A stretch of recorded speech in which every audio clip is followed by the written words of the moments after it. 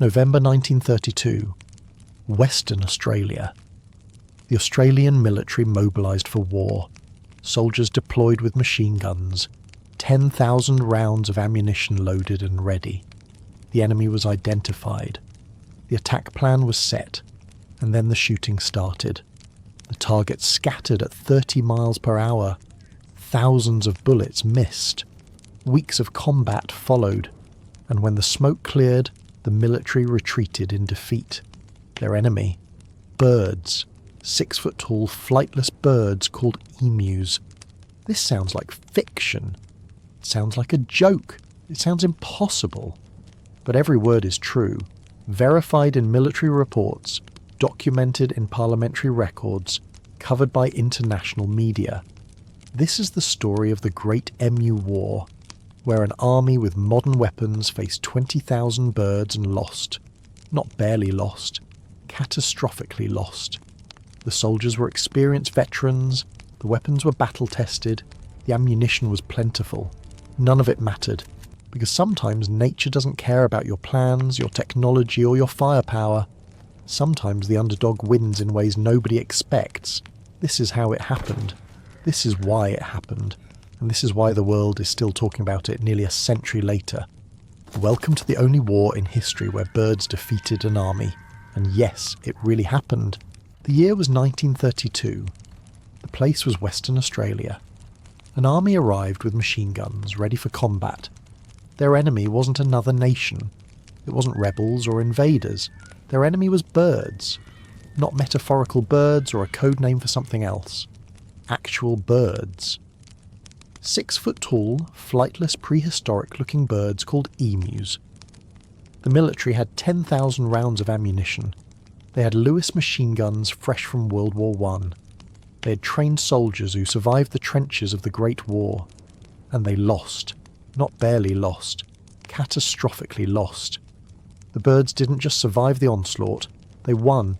They outsmarted trained soldiers. They outmaneuvered military tactics. They rendered machine guns almost useless. This sounds like a joke, doesn't it? Like some internet hoax designed to go viral. Like the kind of story someone made up after too many drinks. But it's not. It's documented in official military reports. It's in Australian parliamentary records. It's in newspaper archives from 1932. International media covered it at the time. The British Parliament heard about it and reacted with a mixture of amusement and disbelief. Historians have verified every detail. Academic papers have been written about it. This is the Great Emu War, and yes, the emus actually won. Let's be clear about what we're talking about here. A modern nation mobilised military resources against wildlife. Not dangerous wildlife like crocodiles or venomous snakes that posed immediate threats to human life. Birds. Large birds, yes, but still birds. Birds that can't even fly. The Australian government signed off on this operation. Taxpayer money funded it. Soldiers received deployment orders just like they would for any military operation. A propaganda film crew even came along to document what everyone assumed would be an easy victory. Except there was no victory to document. The operation lasted weeks. Thousands of bullets were fired across the Australian outback, and when it was over, the birds were still there, still destroying crops, still multiplying, still winning. The army retreated. The military brass were left humiliated. Parliament held debates where politicians literally joked that the emus deserved medals for their tactical superiority. One representative famously said the birds had won every round so far. This actually happened in the 20th century, in a modern developed nation. An army with machine guns lost to birds. You might be wondering why you should care about a weird historical footnote from over 90 years ago. Here's why this story matters beyond just being entertaining. It's not just funny, though it absolutely is hilarious. It's not just absurd, though it's certainly that too. This story reveals something deeper about human nature and our relationship with the natural world. It's about pride and what happens when confidence meets reality. It's about underestimating your opponent based on assumptions rather than facts. It's about the moment when technology and firepower mean absolutely nothing against an enemy you don't understand. The Australian military wasn't incompetent or poorly trained. These were World War I veterans, men who had fought in some of the bloodiest battles in human history, men who survived the brutal campaigns in Europe and the Middle East, men who knew combat, knew weapons, knew tactics, and they were defeated by animals with brains the size of walnuts. This is fundamentally a story about hubris meeting reality, about assumptions crashing hard into facts, about the moment when everything you thought would work simply doesn't. Before we dive into the war itself, you need to understand the enemy, because emus aren't just oversized chickens wandering around the outback. They're biological tanks wrapped in feathers, honed by millions of years of evolution. Emus are the second largest birds on Earth, with only ostriches being bigger. An adult emu stands about 6 feet tall, with some individuals reaching nearly 7 feet. They weigh between 80 and 130 pounds of pure muscle and bone. Their legs are powerful enough to tear through metal fencing with repeated kicks. Each foot has 3 toes, and each toe ends in a sharp claw capable of inflicting serious damage. One kick from an emu can break human bones. They've killed dogs. They've sent people to hospitals. These are not gentle creatures when threatened, and they're fast. Incredibly, impossibly fast for something that size. Emus can run at speeds of 30 miles per hour, and they can maintain that speed for extended distances without tiring. They're marathon runners with sprint capabilities. They can keep up this pace across rough terrain, through bushland, through farmland, through anywhere they need to go. Their stride length exceeds 9 feet, which is longer than most humans are tall. When they run at full speed, they're nearly impossible to track or target. They zigzag unpredictably. They dodge obstacles. They split into smaller groups when threatened. It's like they studied military tactics and understand the concept of dispersal under fire. Except they didn't study anything. This is pure instinct, refined over countless generations. Here's the part that really matters though. Emus are smart, at least by bird standards. They're not genius-level intelligent, but they're adaptive and they learn from experience. They recognize threats and remember them. They communicate with each other through deep booming sounds that carry across long distances. When danger appears, they don't panic like many animals do. They react strategically. Some will run left while others run right. They split the threat, making it impossible to target them as a cohesive group. They use terrain to their advantage, disappearing into bushland or behind hills. Evolution spent millions of years perfecting the emu as a survival machine. And in 1932, the Australian military was about to learn exactly why these birds had survived for so long. The setting for this conflict was the Wheatbelt region of Western Australia in November 1932, specifically an area around small farming communities located about 320 kilometres east-northeast of Perth. This is remote country, harsh country, marginal farmland at best. The landscape is flat and open with golden wheat fields stretching to the horizon, or at least that's what they are supposed to be. The soil isn't great quality. The rainfall is unpredictable and often insufficient. This is land that barely supports agriculture under the best conditions. But after World War I ended in 1918, the Australian government faced a significant problem. Thousands of soldiers were returning home after years of brutal warfare. These men needed work, needed purpose, needed a way to rebuild their lives. So the government created what was called the Soldier Settler Program. Veterans were given plots of land in Western Australia with a simple promise: clear the land, plant wheat, build a life for yourself and your family. The reality was far more brutal than the promise. These men were trained to fight wars, not to farm marginal land in one of the harshest agricultural environments on the continent. Many had never farmed before in their lives. They were dropped into incredibly difficult conditions and told to make it work through sheer determination. By 1932, more than a decade after the war ended, many of these farmer soldiers were barely surviving. The Great Depression had caused wheat prices to collapse globally. The government subsidies they were promised to help them get started never materialised or were completely inadequate. Debts were mounting. Families were struggling to put food on the table. Some farmers had already abandoned their land entirely, unable to make it work. And then in October 1932, a new problem arrived that threatened to destroy what little they had left. 20,000 problems, to be exact. 20,000 emus descended on the farming region, and they were hungry. Let me give you the basic timeline so you understand the structure of this conflict. The Great Emu War had two distinct phases of military engagement. Phase 1 ran from November 2nd to November 8th, 1932, lasting just 6 days of active combat. The military deployed with their machine guns and ammunition. They engaged the emus using what they thought were sound tactical approaches. They failed spectacularly. After less than a week, they withdrew in complete embarrassment. The estimated emu casualties from this first phase was somewhere between 30 and 50 birds killed, out of a population of 20,000. The estimated casualties to military pride were catastrophic and immeasurable.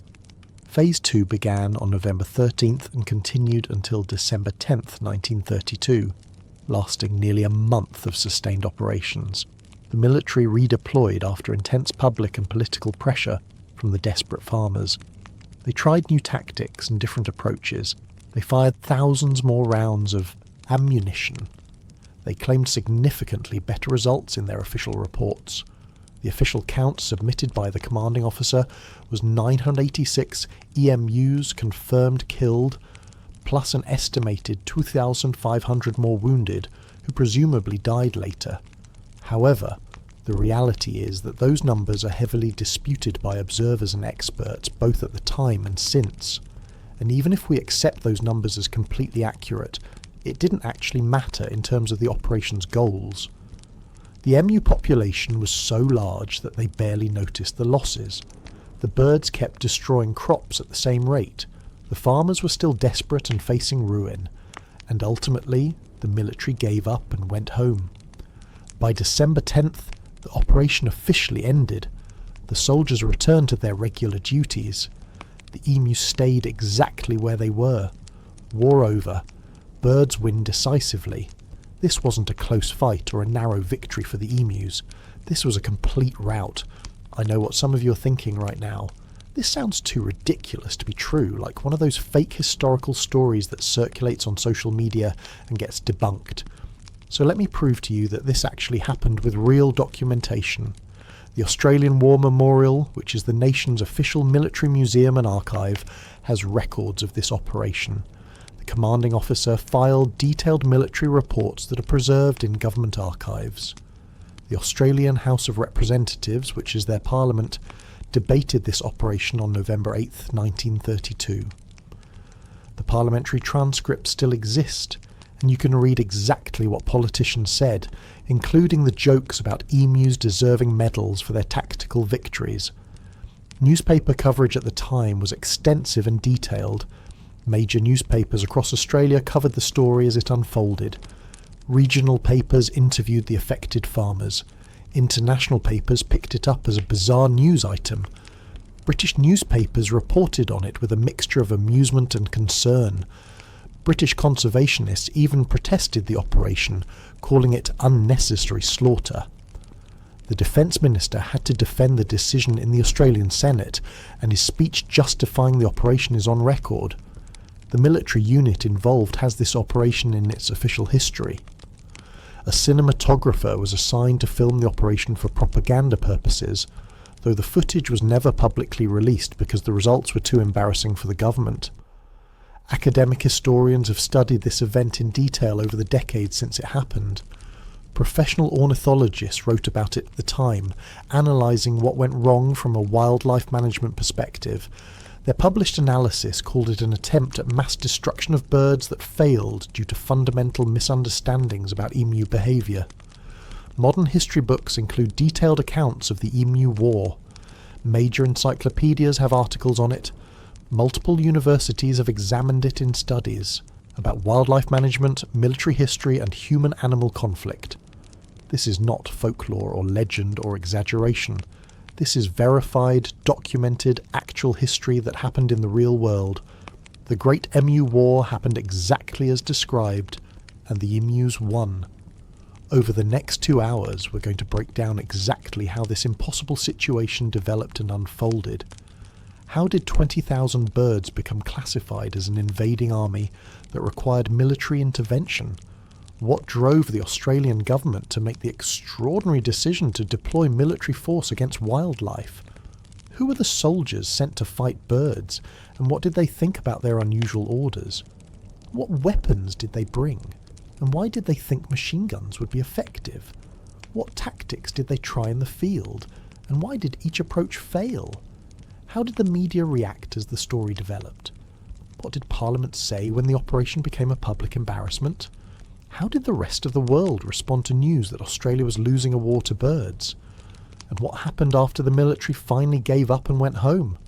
We're going to answer all of these questions with facts, with dates, with direct quotes from historical documents and the people who were there. This isn't speculation or exaggeration or entertainment embellishment. This is the real story, told as accurately as possible from the historical record. The story of how modern military equipment, trained soldiers, and 10,000 rounds of ammunition weren't enough to defeat birds. The story of how nature humiliated technology and human planning. The story of how birds defeated an army and became legends. We're starting our journey in the aftermath of World War I, with broken soldiers given impossible land to farm, with an economy in collapse during the Great Depression, with a drought that changed animal migration patterns, and with the moment when 20,000 emus decided to walk into history and wage a war they didn't even know they were fighting. This is the Great Emu War, and you're about to learn exactly why the birds won. To understand how Australia ended up at war with birds, we need to go back to 1918 when World War I finally ended after 4 years of unprecedented carnage. Australia had sent hundreds of thousands of men to fight in a war on the other side of the world. Over 60,000 Australian soldiers died in that conflict. Hundreds of thousands more came home wounded, traumatised, or permanently changed by what they had experienced in the trenches. For a nation with a population of less than 5 million people at the time, these were devastating losses that touched nearly every community. The government knew it had a moral obligation to these returning veterans, men who had sacrificed years of their lives and watched their friends die in foreign mud. Something had to be done to help them rebuild their lives and reintegrate into civilian society. The solution the government came up with was called the Soldier Settler Programme, and on paper it seemed like a perfect answer to multiple problems at once. Australia had vast amounts of undeveloped land, particularly in Western Australia. The government needed to increase agricultural production to boost the economy. Veterans needed employment and a sense of purpose after the war, so the plan was simple: give land to veterans, help them clear it and establish farms, and create a new generation of Australian farmers who would feed the nation and build the economy. Over 5,000 veterans were settled in Western Australia alone under this programme, given plots of land in the Wheatbelt region with promises of government support and subsidies to help them get started. But there was a fundamental problem that nobody wanted to acknowledge. The land these men were given wasn't prime agricultural territory. It was marginal land at best, the kind of country that experienced farmers with generations of knowledge would struggle to make profitable. The soil quality was poor and inconsistent. Rainfall was unpredictable, with droughts common and devastating. The climate was harsh, with scorching summers and limited water resources. This was frontier land that required enormous amounts of work just to clear the native vegetation before you could even think about planting crops. And the men being given this land weren't experienced farmers. They were soldiers, trained in warfare and combat, not agriculture. Many had grown up in cities and had never worked on a farm in their entire lives. They were being asked to become expert farmers overnight in some of the most challenging conditions imaginable. The first few years were incredibly difficult for these soldier settlers, but many persisted through sheer determination and hope that things would improve. They cleared land by hand and with basic equipment. They built homes for their families from whatever materials they could find or afford. They planted wheat, which was the main cash crop that could potentially make the operation profitable. The government had promised subsidies and support to help them through the difficult early years when expenses were high and yields were uncertain. Some men succeeded through a combination of hard work, luck, and learning quickly. But many more struggled constantly, barely breaking even year after year. By the late 1920s, a significant number had already given up and abandoned their land, unable to make it work despite their best efforts. Then, in 1929, everything got dramatically worse when the Great Depression hit the global economy like a sledgehammer. Stock markets crashed, banks failed, international trade collapsed, and commodity prices, including wheat prices, plummeted to levels that made farming economically unviable for many. The price farmers could get for their wheat dropped so low that it barely covered the cost of planting, maintaining and harvesting the crop. The government subsidies that had been promised to help the soldier settlers either disappeared entirely or were cut to meaningless amounts. Farmers who were already struggling found themselves drowning in debt with no way out. They couldn't sell their farms, because nobody wanted to buy marginal land during a depression. They couldn't abandon the land because they had nowhere else to go and no other means of supporting their families. They were trapped in an impossible situation, working brutal hours just to stay barely afloat. By October 1932, the situation in the Wheatbelt region was approaching a breaking point. Farmers were preparing to harvest what little crop they had managed to grow, but they were also threatening to refuse to deliver the wheat to market in protest of the impossibly low prices and the government's broken promises. Tensions were high. Desperation was setting in. Families were going hungry. The dream of building a new life after the war had turned into a nightmare of poverty and endless struggle. And then, as if the universe decided these people hadn't suffered enough, nature delivered one final devastating blow. The emus arrived. Emus are nomadic birds that migrate regularly across the Australian landscape, following seasonal patterns that have remained consistent for thousands of years. After their breeding season ends each year, massive flocks of emus migrate from the inland regions toward the coast in search of food and water. This is normal behaviour that happens annually. Indigenous Australians had observed and understood these migration patterns for countless generations. But 1932 wasn't a normal year. A severe drought had gripped the inland regions, making the usual migration routes even more critical for the emus' survival. Water sources that normally sustained them had dried up completely. Food that they usually relied on was scarce or non-existent. The emus needed to move, and they needed to move in larger numbers than usual. When the emus began their migration in 1932, they discovered something that hadn't been there in previous years, or at least not on this scale. The soldier settlers had spent over a decade clearing massive amounts of land in the Wheatbelt region. Where there had once been native scrubland and sparse vegetation, there were now thousands of acres of cultivated wheat fields. The farmers had also created artificial water sources for their livestock, installing tanks, dams and troughs across the region. From an emu's perspective, this was paradise. Here was an enormous amount of easily accessible food in the form of wheat crops. Here was reliable water in the middle of a drought. Here was open, cleared land perfect for their needs. The emus had found the solution to their survival problem, and they had no concept that this land belonged to anyone or that their presence wasn't welcome. The numbers were staggering. Estimates suggest that approximately 20,000 emus descended on the Campion district and surrounding farming areas in October 1932. 20,000 6-foot-tall birds, each weighing up to 130 pounds, each needing to eat substantial amounts of food daily to survive. They didn't arrive all at once as a single massive flock. They came in waves and groups of varying sizes, spreading across the region to wherever they could find food and water. But the cumulative effect was the same. Everywhere farmers looked, there were emus in their wheat fields trampling the crops they had worked so hard to grow. Around their water sources, competing with livestock. along their fence lines, creating breaches and damage. The destruction the emus caused went far beyond just eating wheat, though that alone was devastating enough. When emus move through a wheat field, they don't delicately nibble on plants. They trample everything in their path with their massive feet and powerful legs. A single emu walking through a wheat field can destroy far more crop than it actually eats. Multiply that by thousands of birds over days and weeks, and the damage becomes catastrophic. Farmers watched helplessly as fields they had poured months of work into were ruined in hours. The wheat that was supposed to feed their families and pay their debts was disappearing before their eyes. But the emus created another problem that was potentially even worse in the long term.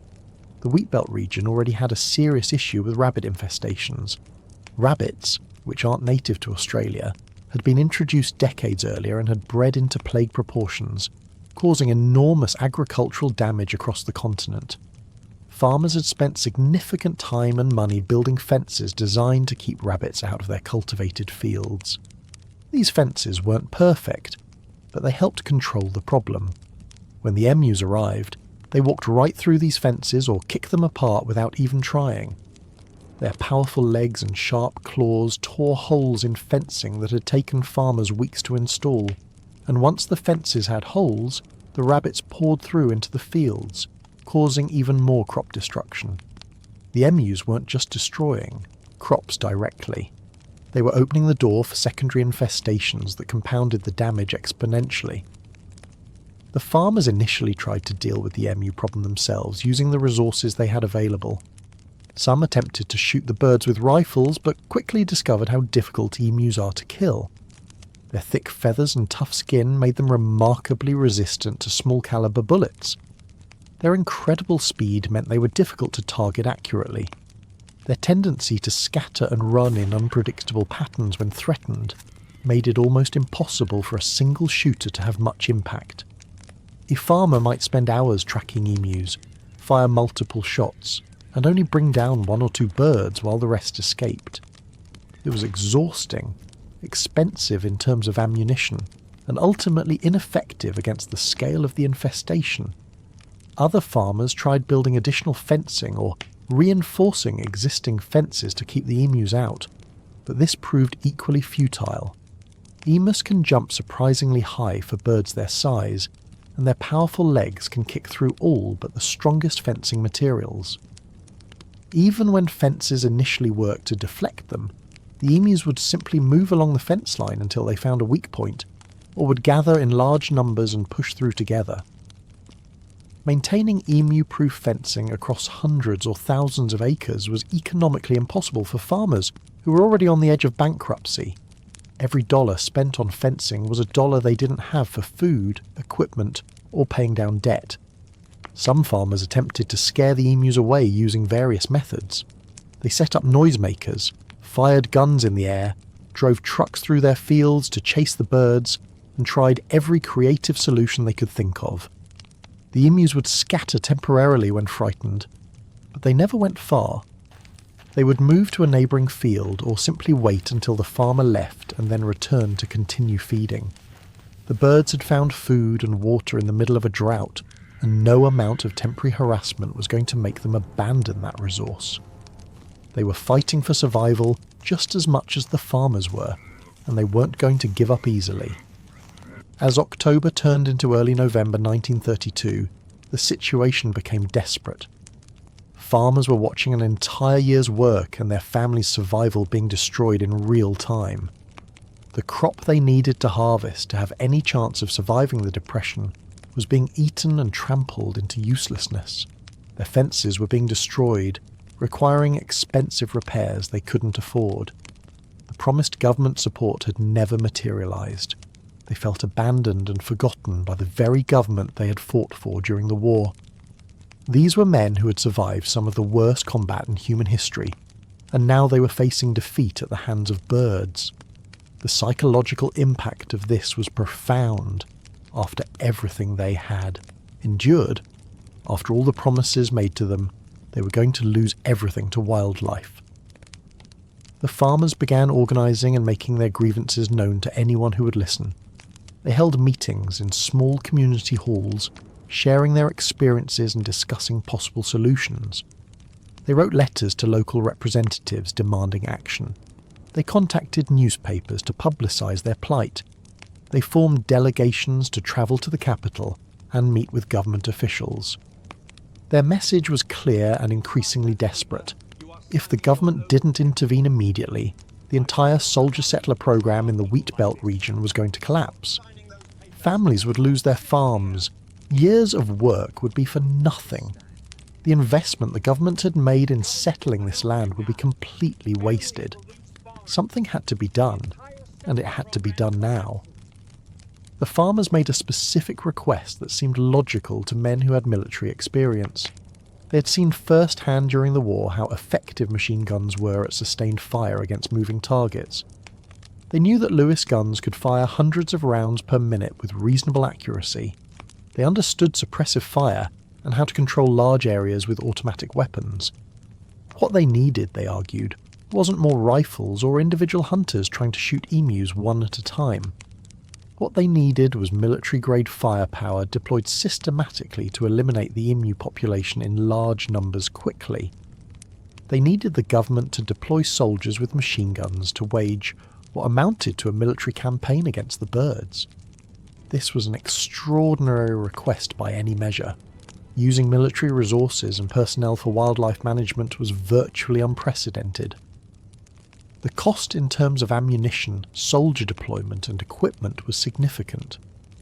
There were serious questions about whether this was an appropriate use of military assets, but the farmers were organised, vocal, and many of them were veterans who had political connections and public sympathy. They weren't asking for handouts or charity. They were asking for help defending the land the government had given them. They framed it as a matter of national economic importance and government obligation. The pressure on officials to do something, anything, to address the crisis continued to mount throughout October, and that pressure eventually worked. The government made the decision that would lead to one of the most bizarre military operations in history. They agreed to deploy soldiers with machine guns to Western Australia to deal with the emu problem. It was approved at the highest levels of government, resources were allocated, orders were issued, soldiers were selected and briefed on their unusual mission. A propaganda film crew was even assigned to document what everyone assumed would be a quick and decisive victory. The Australian military was going to war against emus, and nobody involved had any doubt about who would win. How could birds possibly stand against modern military equipment and trained soldiers? The answer to that question was about to shock everyone involved. The decision to deploy military forces against wildlife was not made lightly or quickly. Throughout October 1932, the pressure on the Australian government had been building steadily as more farmers reported devastating losses, and the emu population showed no signs of leaving the Wheatbelt region. Local politicians were being bombarded with complaints and demands for action. Regional newspapers were running stories about the crisis almost daily. The soldier settlers, many of whom still had connections within military and political circles from their war service, were organising increasingly effective lobbying campaigns. They weren't just random farmers complaining about wildlife. These were veterans who had answered their nation's call during the Great War, and now they were calling in that debt. The Defence Minister at the time faced an incredibly difficult decision. On one hand, deploying military resources for wildlife control was unprecedented and would likely draw criticism and ridicule. On the other hand, the agricultural crisis in Western Australia was real and getting worse by the day. The soldier-settler program represented a significant government investment and a moral obligation to veterans. If the government stood by and did nothing while these farms failed, the political consequences would be severe. There was also the matter of national food security.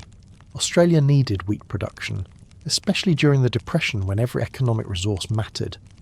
The emus were destroying not just individual livelihoods, but a strategically important agricultural region. The Defence Minister ultimately decided that the situation warranted military intervention, but he framed it carefully to justify the decision to Parliament and the public. This wasn't just about helping farmers with a pest problem. This was about protecting national agricultural interests during an economic crisis. This was about fulfilling the government's obligation to veterans who had been settled on this land with promises of support. This was about demonstrating that the government took the concerns of rural Australians seriously. He also saw a potential secondary benefit that he mentioned in his justification. The operation would provide valuable live-fire training for soldiers in field conditions. Machine gunners could practice their skills against moving targets in a real-world environment. If the operation succeeded, it would be good publicity for the government. If it failed, well, nobody seriously thought it could fail. How hard could it be to shoot flightless birds? Once the decision was made, the military began planning the operation with the seriousness they would apply to any deployment. Personnel had to be selected. Equipment had to be allocated and prepared. Logistics had to be arranged for transporting soldiers and weapons to a remote region. Intelligence had to be gathered about the enemy, such as it was. The operation was assigned to the Royal Australian Artillery, which had the trained personnel and appropriate weapons for this type of engagement. The weapon of choice was the Lewis gun, a light machine gun that had seen extensive use during World War I and was still in service with Australian forces. The Lewis gun was actually an excellent choice for this mission based on what planners thought they would face. It was an air-cooled machine gun that could fire between 500 and 600 rounds per minute, making it capable of sustained automatic fire without overheating quickly. It was relatively portable at about 28 pounds, light enough for a two-man team to move and set up in different locations throughout the day. It used standard rifle ammunition, which was plentiful in military stocks. The weapon had proven its effectiveness during the war against human targets at various ranges. Against large, slow-moving birds gathered in flocks, it seemed like overkill in the best possible way. Military planners estimated that skilled gunners should be able to achieve extremely high casualty rates once they located concentrations of emus. 3 soldiers were selected for the operation, forming a small, specialised team that would be sufficient for what was expected to be a straightforward culling operation. The commanding officer was a decorated veteran who had extensive combat experience from the Great War, including command experience in difficult conditions. He was competent, professional, and took his orders seriously even if the nature of this particular mission was unusual. He would be responsible for tactical decisions in the field, coordination with local farmers and government officials, and reporting results back to his superiors. Under his command were 2 enlisted soldiers who would serve as the primary machine gunners. Both were trained on the Lewis gun and had military experience. One held the rank of sergeant, the other was a gunner, and together they would operate the 2 machine guns allocated to the mission. The equipment loadout for the operation was substantial. 2 Lewis guns were allocated, giving the team redundancy and the ability to set up multiple firing positions if needed. More importantly, they were supplied with 10,000 rounds of ammunition. 10,000 rounds for what was expected to be a short operation against flightless birds. This seemed like an enormous amount, virtually guaranteeing success through sheer volume of fire. At 500 rounds per minute per gun, they had enough ammunition for sustained operations over multiple days or even weeks if necessary. The thinking was that even if their accuracy was poor, even if the emus proved harder to kill than expected, sheer firepower would overcome any difficulties. Mathematics and military logic suggested that eliminating several thousand birds from a population of 20,000 would be easily achievable with this amount of resources. The government also made an interesting decision to include a cinematographer in the operation.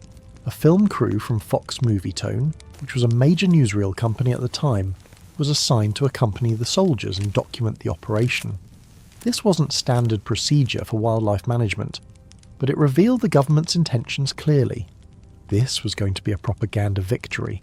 Film footage of soldiers efficiently eliminating the emu threat would show the government taking decisive action to help struggling farmers.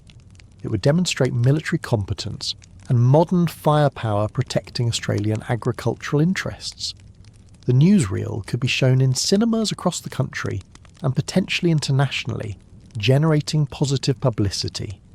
The assumption was that the footage would show emus falling in large numbers to machine gun fire, soldiers working professionally, and grateful farmers thanking the government for its help. The team was originally scheduled to deploy in early October 1932, which would have positioned them to intercept the emus at the peak of the infestation. However, nature had other plans. The Wheatbelt region experienced unexpected heavy rainfall in mid-October that delayed the operation by several weeks. This rain, while beneficial for the drought-stricken land in some ways, had a significant negative impact on the upcoming operation.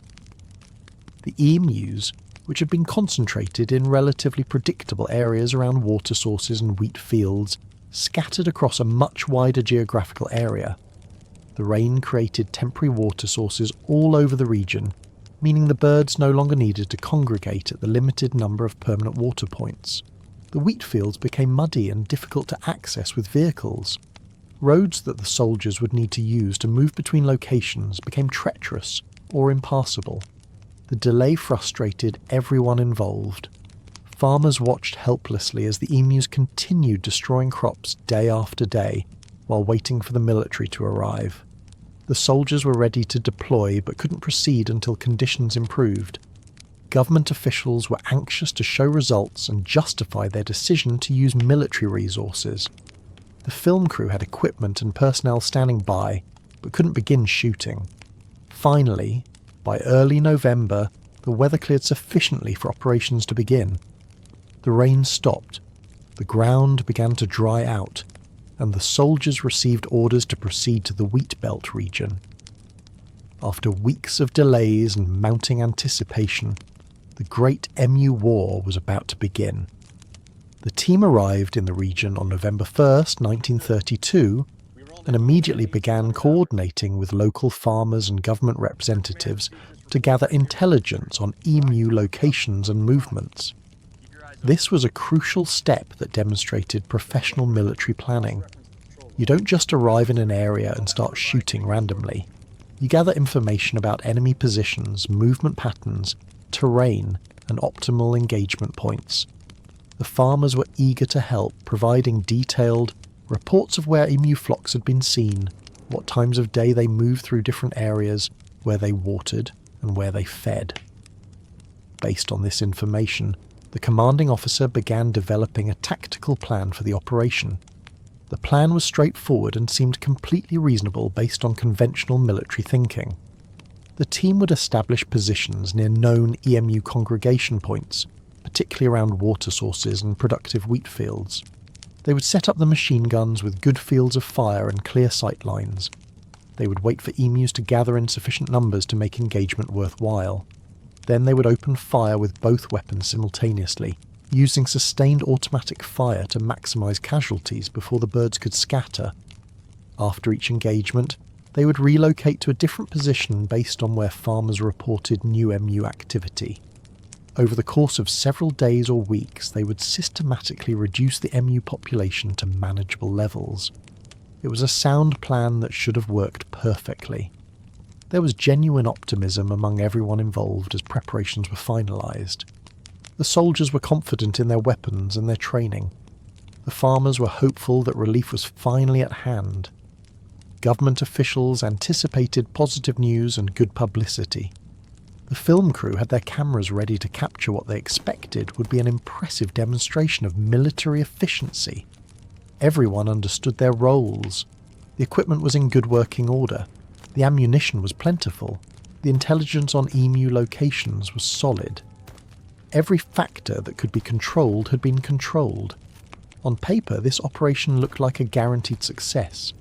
But there was one factor that nobody had adequately considered or prepared for: the emus themselves. All the planning and preparation had treated the birds as passive targets that would simply stand still and allow themselves to be shot. Nobody on the military side had significant experience with emu behaviour under threat. The farmers knew how difficult individual emus were to hunt, but that knowledge hadn't been fully incorporated into the military planning process. There was a fundamental assumption that the difference between a farmer with a rifle and soldiers with machine guns would be decisive. Technology and firepower would overcome any behavioural adaptations the birds had. This assumption was about to be tested in the field, and the results would shock everyone. The night before operations were scheduled to begin, the team conducted final preparations and briefings. Weapons were cleaned and checked.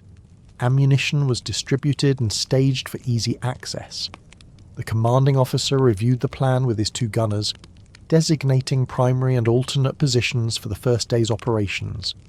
The film crew tested their equipment and discussed shooting angles with the soldiers. Local farmers provided last-minute updates on emu, sightings and movements. Everyone tried to get adequate rest, though anticipation made sleep difficult for some. Tomorrow would be the first day of combat operations, the first engagement between Australian military forces and the Emu Army. November 2nd, 1932 would go down in history, though not in the way anyone expected. As dawn broke on that November morning, the soldiers moved into position with their equipment. They had selected a location where approximately 50 emus had been reported the previous day. It was open ground with good visibility and clear fields of fire. The machine guns were set up and test-fired briefly to ensure they were functioning correctly.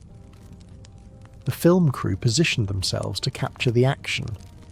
Local farmers who had helped guide the soldiers to this location watched from a safe distance, eager to finally see something done about the birds that had been tormenting them for weeks. The emus were spotted in the distance, moving slowly across the landscape, completely unaware that they were about to become targets in a military operation. The soldiers took their positions. The gunners checked their weapons one final time. The commanding officer gave the order to prepare to fire. After weeks of planning, delays and preparation, the Great Emu War was seconds away from its first battle, and nobody, absolutely nobody, was prepared for what was about to happen.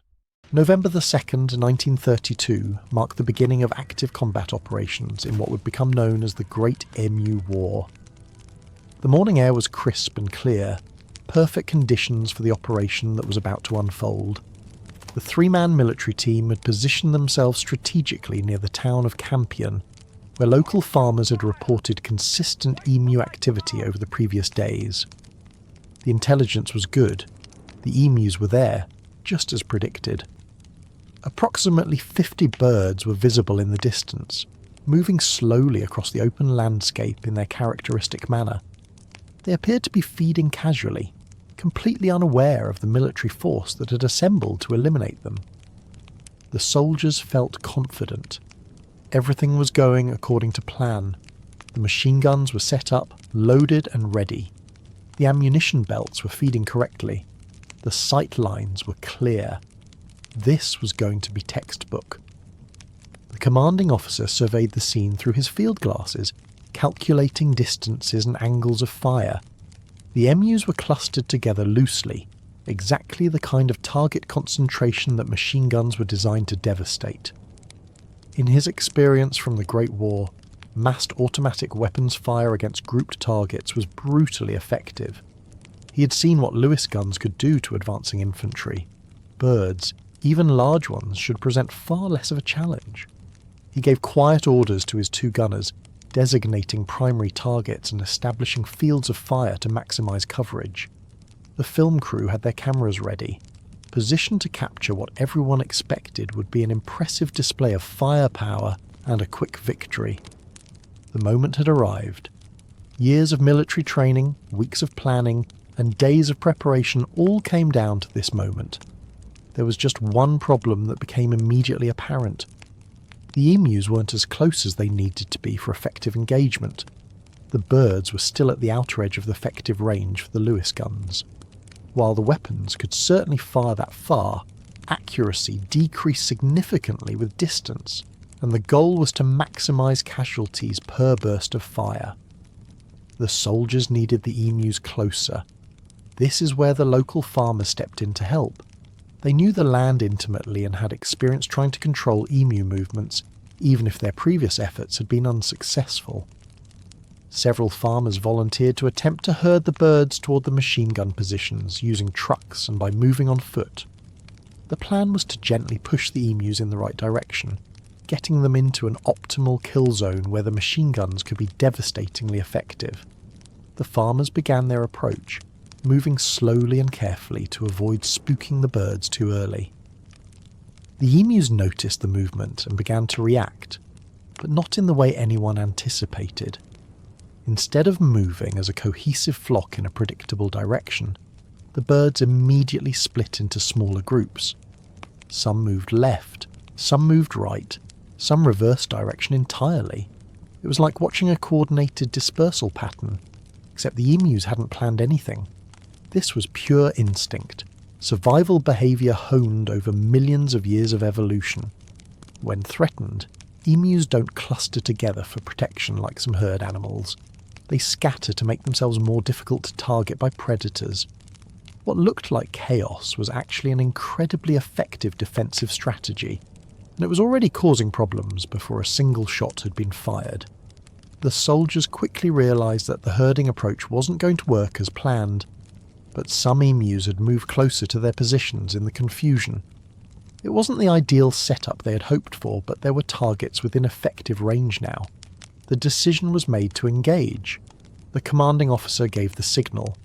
Both machine guns opened fire almost simultaneously, their distinctive rattling sound echoing across the open landscape. Tracer rounds marked the path of the bullets cutting through the air toward the emu positions. For a few seconds it looked like the operation might succeed. The concentrated automatic fire was impressive, exactly the kind of overwhelming firepower that should have devastated the target area. But the emus reacted with shocking speed. The moment the first shots rang out, every bird in the area exploded into motion. Remember, emus can run at 30 miles per hour with stride lengths exceeding 9 feet. They went from standing relatively still to full sprint in what seemed like an instant.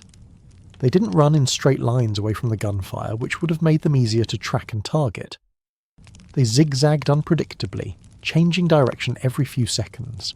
They used every slight dip in the terrain, every bush, every bit of cover available to break line of sight with the gunners.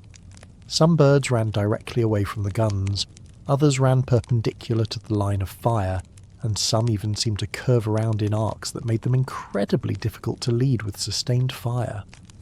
The gunners were experienced soldiers who had faced human enemies in combat, but this was completely different. Human soldiers, even well-trained ones, can't run at 30 miles per hour. They can't change direction with the agility of a bird that weighs a fraction of what a human does. The gunners tried to track individual emus with their fire, swinging the machine guns to follow the birds' movements, but the targets were simply too fast and too unpredictable. By the time they adjusted their aim to where an emu was, the bird had already moved somewhere else. The sustained fire was continuous and loud and impressive to watch, but most of the bullets were hitting empty ground, seconds behind where the emus had been. When the guns finally went silent and the smoke cleared, the results were disappointing. The gunners had fired hundreds of rounds in that initial engagement. The noise had been tremendous. The expenditure of ammunition had been significant. But when they surveyed the area, only a small number of emus had been hit. Different accounts from that day vary on the exact number, but most estimates suggest somewhere between a handful to perhaps a dozen birds were killed in that first engagement. Given the amount of ammunition expended and the fact that they had opened fire on approximately 50 birds in a relatively contained area, this was far below expectations. The vast majority of the emus had escaped unharmed, and they were now scattered across a much wider area, making them even more difficult to engage effectively. The soldiers and the farmers regrouped to discuss what had gone wrong and how to adjust their tactics. The consensus was that they needed to get closer to the emus before opening fire, and they needed to wait for better target concentrations. The birds were faster and more evasive than anyone had anticipated, but surely with adjustments, the operation could still succeed. The machine guns were powerful and accurate weapons. 10,000 rounds of ammunition provided plenty of opportunities to refine their approach. This was just the first engagement, a learning experience. Nobody was ready to declare failure after a few hours. The team relocated to a different area where fresh emu sightings had been reported, determined to do better in the next engagement. Later that same day, November the 2nd, the team located another group of emus. This time the flock was smaller, making it easier to approach without causing premature scattering.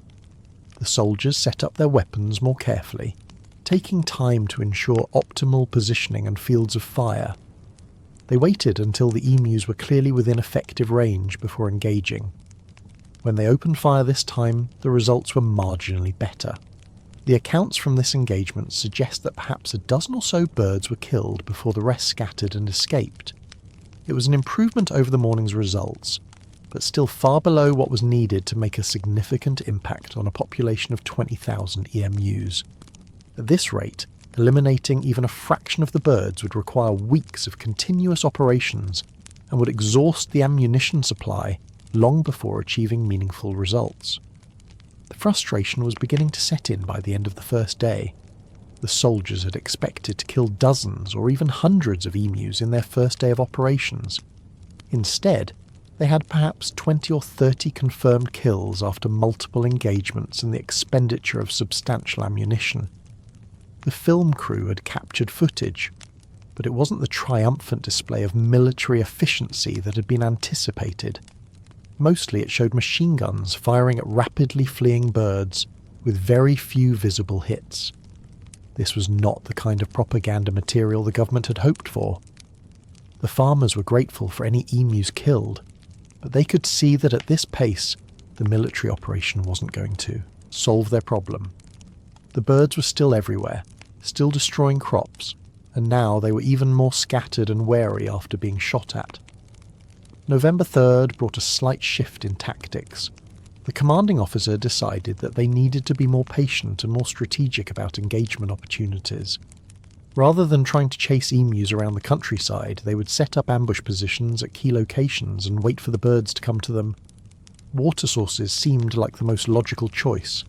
Emus needed to drink, especially in the heat of the Australian summer. If the soldiers positioned themselves near water and waited, eventually emus would have to approach, and that's when they would strike.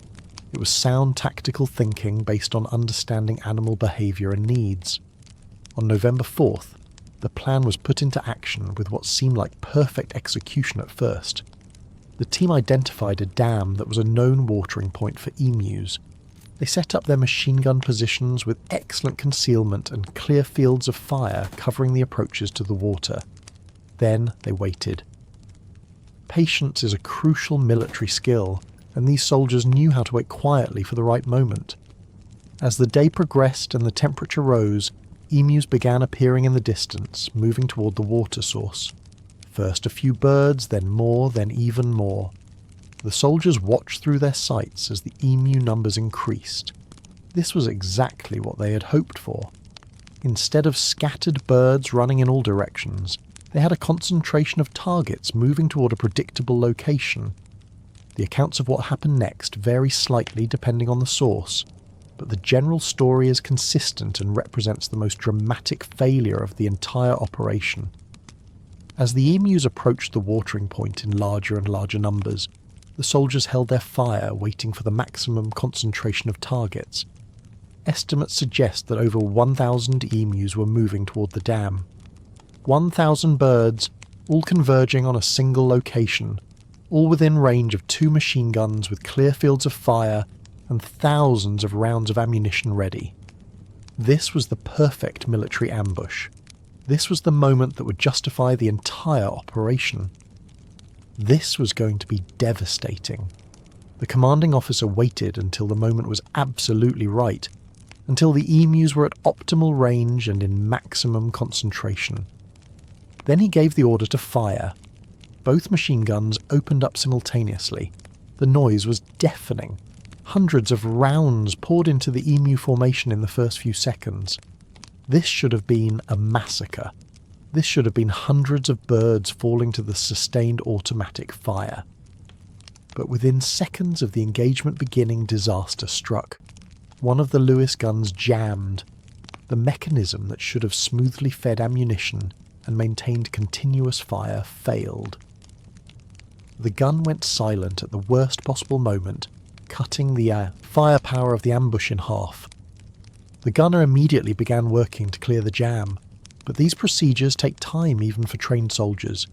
Meanwhile, the remaining operational gun continued firing, but now it was the only weapon engaging over 1,000 targets, and the emus did what emus do best. They scattered. Not in a panic, not running randomly, but dispersing in all directions with remarkable speed and coordination. Within seconds of the gun's opening fire, the concentration of targets had dissolved into hundreds of individual birds running at 30 miles per hour in unpredictable patterns. The single operational machine gun tried to track targets and maintain fire, but it was overwhelmed by the sheer number of emus moving in different directions simultaneously. The gunner would focus on one group of birds, fire a burst, and by the time he shifted to another group, both groups had moved to completely different locations. It was like trying to drink from a fire hose while riding a roller coaster. Technically possible, but practically impossible. By the time the jammed gun was cleared and brought back into operation, most of the emus had escaped beyond effective range. The guns continued firing at fleeing targets, but the hit rate dropped dramatically as the distance increased and the birds spread out further. When the engagement finally ended and the soldiers surveyed the results, they were devastated by what they saw. Despite having the perfect ambush set up, despite having over 1,000 targets in a concentrated area, despite firing hundreds or possibly thousands of rounds, the number of emu casualties was shockingly low. The estimates vary wildly, but most accounts suggest that only a few dozen birds were killed in this engagement. The gun jam had turned what should have been the decisive battle of the campaign into another frustrating failure. The commanding officer filed his first progress report that evening, and it did not make for pleasant reading at military headquarters. After 3 days of operations, the total confirmed emu kills were somewhere between 30 and 50 birds, though estimates varied. Hundreds or possibly thousands of rounds of ammunition had been expended. The 10,000 round supply that seemed so generous at the start of the operation was being depleted far faster than anticipated, and the results were nowhere near projections. At this rate, the ammunition would run out long before making any significant impact on the emu population. The gun jam had revealed a weakness in the equipment that hadn't been considered. The emus had proven far more difficult to engage effectively than anyone had predicted. The operation was not going well. News of the operation's struggles began leaking to the media by November 5th and 6th. Reporters who'd been expecting stories of military success and efficient emu elimination instead began hearing rumours of failures and frustrated soldiers. Some newspapers started running stories with sceptical or mocking tones. The whole concept of a military war against birds was already somewhat absurd, and now that the military appeared to be losing, it became a target for satire and criticism. Political opponents of the government began asking pointed questions about the cost of the operation and whether military resources were being wasted. The propaganda value that the government had hoped to gain was rapidly turning into a public relations disaster. The soldiers continued operations on November 5th, 6th and 7th, but the results didn't improve significantly. Each day followed a similar pattern. They would locate emus based on farmer reports or their own reconnaissance. They would set up positions and attempt to engage. The emus would scatter at incredible speed the moment firing began. A small number of birds would be killed, but the vast majority escaped. The soldiers tried different approaches, different positions, different times of day, but nothing seemed to make a substantial difference. The fundamental problem remained unchanged. The emus were too fast, too evasive, and too adaptive for the tactics being employed. The machine guns, for all their firepower, were proving to be the wrong tool for this particular job. By November 8th, after 6 days of continuous operations, the decision was made to withdraw the military team. The official reason given was that the operation needed to be reassessed. and that new tactics needed to be developed. The unofficial reality was that the operation had failed completely. The total number of EMUs killed after nearly a week of military operations was somewhere between 50 and 200 birds, depending on which estimates you believe. Even if you take the highest estimates, that represented less than 1% of the 20,000-strong emu population. The ammunition expenditure per kill was far higher than anyone had predicted. The cost of the operation in terms of resources, personnel time and equipment wear was significant. And the emus were still there, still destroying crops, and now they were more scattered and wary than before. The withdrawal was humiliating for everyone involved. The soldiers had failed to accomplish their mission through no real fault of their own. They were competent professionals with good equipment who had simply been given an impossible task against an enemy nobody had properly understood. The farmers watched the military leave with despair, knowing that their crops were still being destroyed and their situation remained desperate. The government officials who had approved the operation now had to face questions about why military resources had been wasted on a failed bird culling operation. The film crew packed up their cameras with footage that would never be shown publicly because it documented failure rather than triumph. The media response was swift and merciless. Newspaper headlines across Australia and even internationally began mocking the operation. Political cartoons appeared showing emus defeating soldiers. Opposition politicians in Parliament had a field day with the story, using it to criticise the government's decision-making and competence.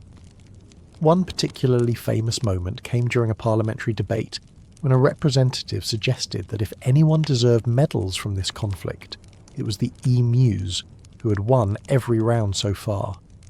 The quote was repeated in newspapers and became part of the legend. The Australian military, which had fought with distinction in the Great War just over a decade earlier, was now being laughed at for losing a war to birds.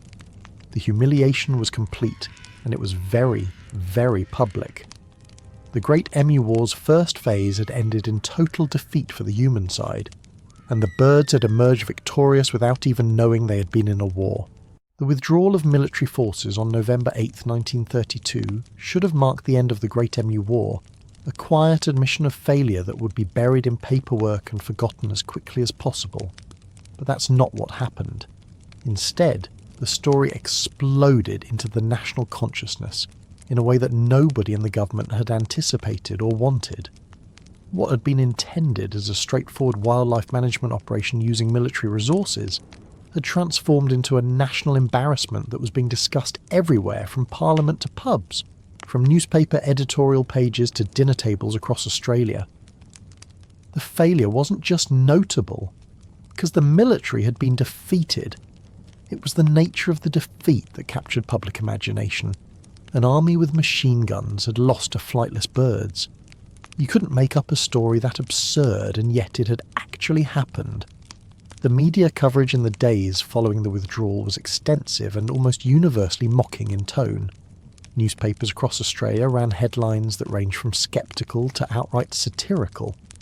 Reporters who had initially covered the operation with straightforward factual reporting now felt free to inject humour and criticism into their stories. The basic facts were damning enough without embellishment. The military had deployed with 10,000 rounds of ammunition and 2 machine guns. They had operated for 6 days. They had killed somewhere between 50 and 200 emus depending on estimates, with the lower figures being more credible. They had then withdrawn without accomplishing their objective. The emu population remained essentially intact and continued destroying crops. These were the undeniable facts, and they painted a picture of comprehensive failure. But the newspapers didn't just report the facts. They began analysing what had gone wrong, and more importantly what the failure meant. Editorial pages questioned the decision to use military resources for wildlife management in the first place.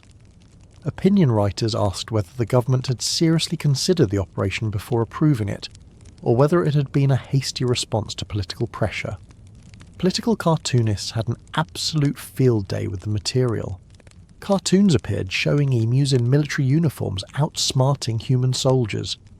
Images of emus flying military flags over defeated troops became popular.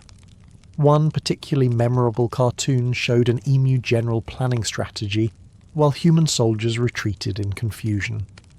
The imagery was humorous but also cutting, suggesting that the government and military had been outwitted by animals. Regional newspapers in Western Australia took a somewhat different approach in their coverage. While they acknowledged the operation's failure, they also emphasised the very real agricultural crisis that continued unabated. Farmers were still losing crops. Families were still facing economic ruin. The emus were still there in massive numbers. These papers urged the government not to give up entirely, but to reconsider their approach and provide some form of effective assistance. They published interviews with desperate farmers, describing the ongoing destruction and their fears about surviving the season. The tone was less mocking and more pleading, trying to keep attention focused on the underlying problem, rather than just the failed solution. International media picked up the story as well, and this is where the humiliation became truly global. British newspapers reported on the Australian Emu War with a mixture of amusement and disbelief. Remember, this was 1932, an era when news travelled slower than today, but still reached international audiences through telegraph services and syndicated news agencies. The story of a former British colony deploying military forces against birds and losing was simply too bizarre and entertaining not to share widely. Some British papers took a more serious tone, expressing concern about the ecological impact of attempting to exterminate large numbers of native birds. Conservation groups in Britain began mobilising to protest what they characterised as unnecessary slaughter of wildlife.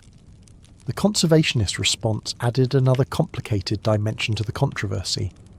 Groups concerned with animal welfare and species protection issued statements condemning the operation, even though it had failed to kill many emus. They argued that attempting to exterminate such large numbers of native birds was ecologically irresponsible and morally wrong.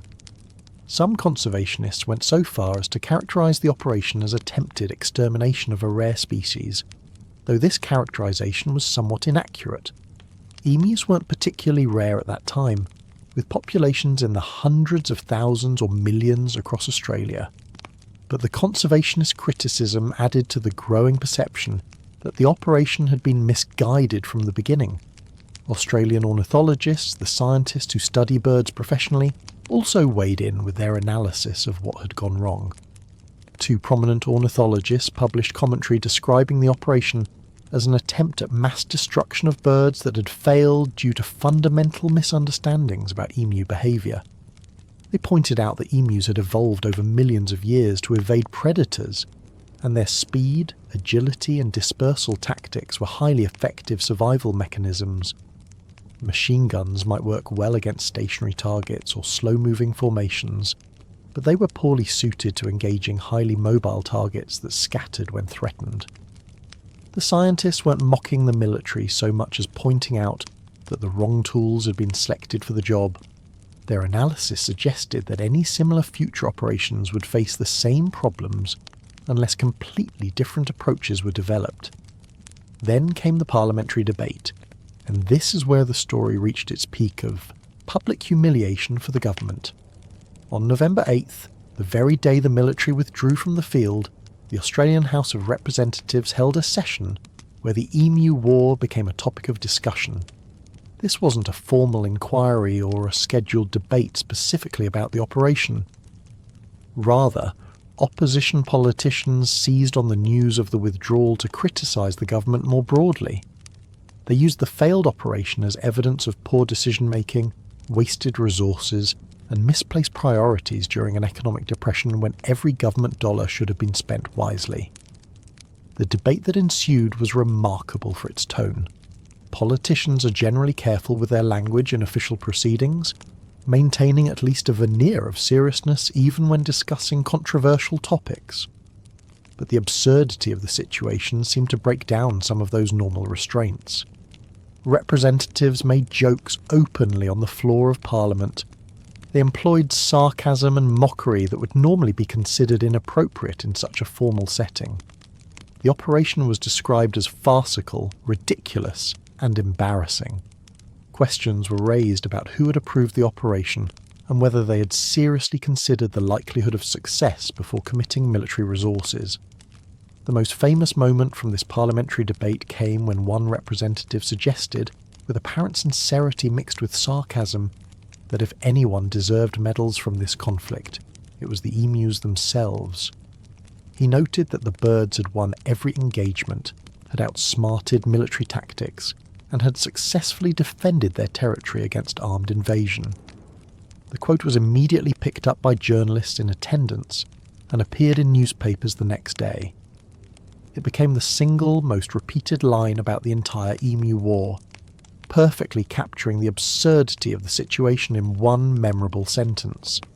The idea of awarding medals to birds for defeating soldiers was so ridiculous and yet so fitting that it resonated with the public and became part of the legend. Other representatives focused on the practical questions that the operation raised. How much had it cost in total when you factored in soldier deployment, ammunition expenditure, equipment wear, and administrative overhead? The exact figures were debated, but it was clear that the operation hadn't been cheap. What was the cost per emu killed? Even taking the most generous estimates of 200 birds killed, the cost per bird was extraordinarily high, far exceeding what it would have cost to simply compensate farmers for crop losses.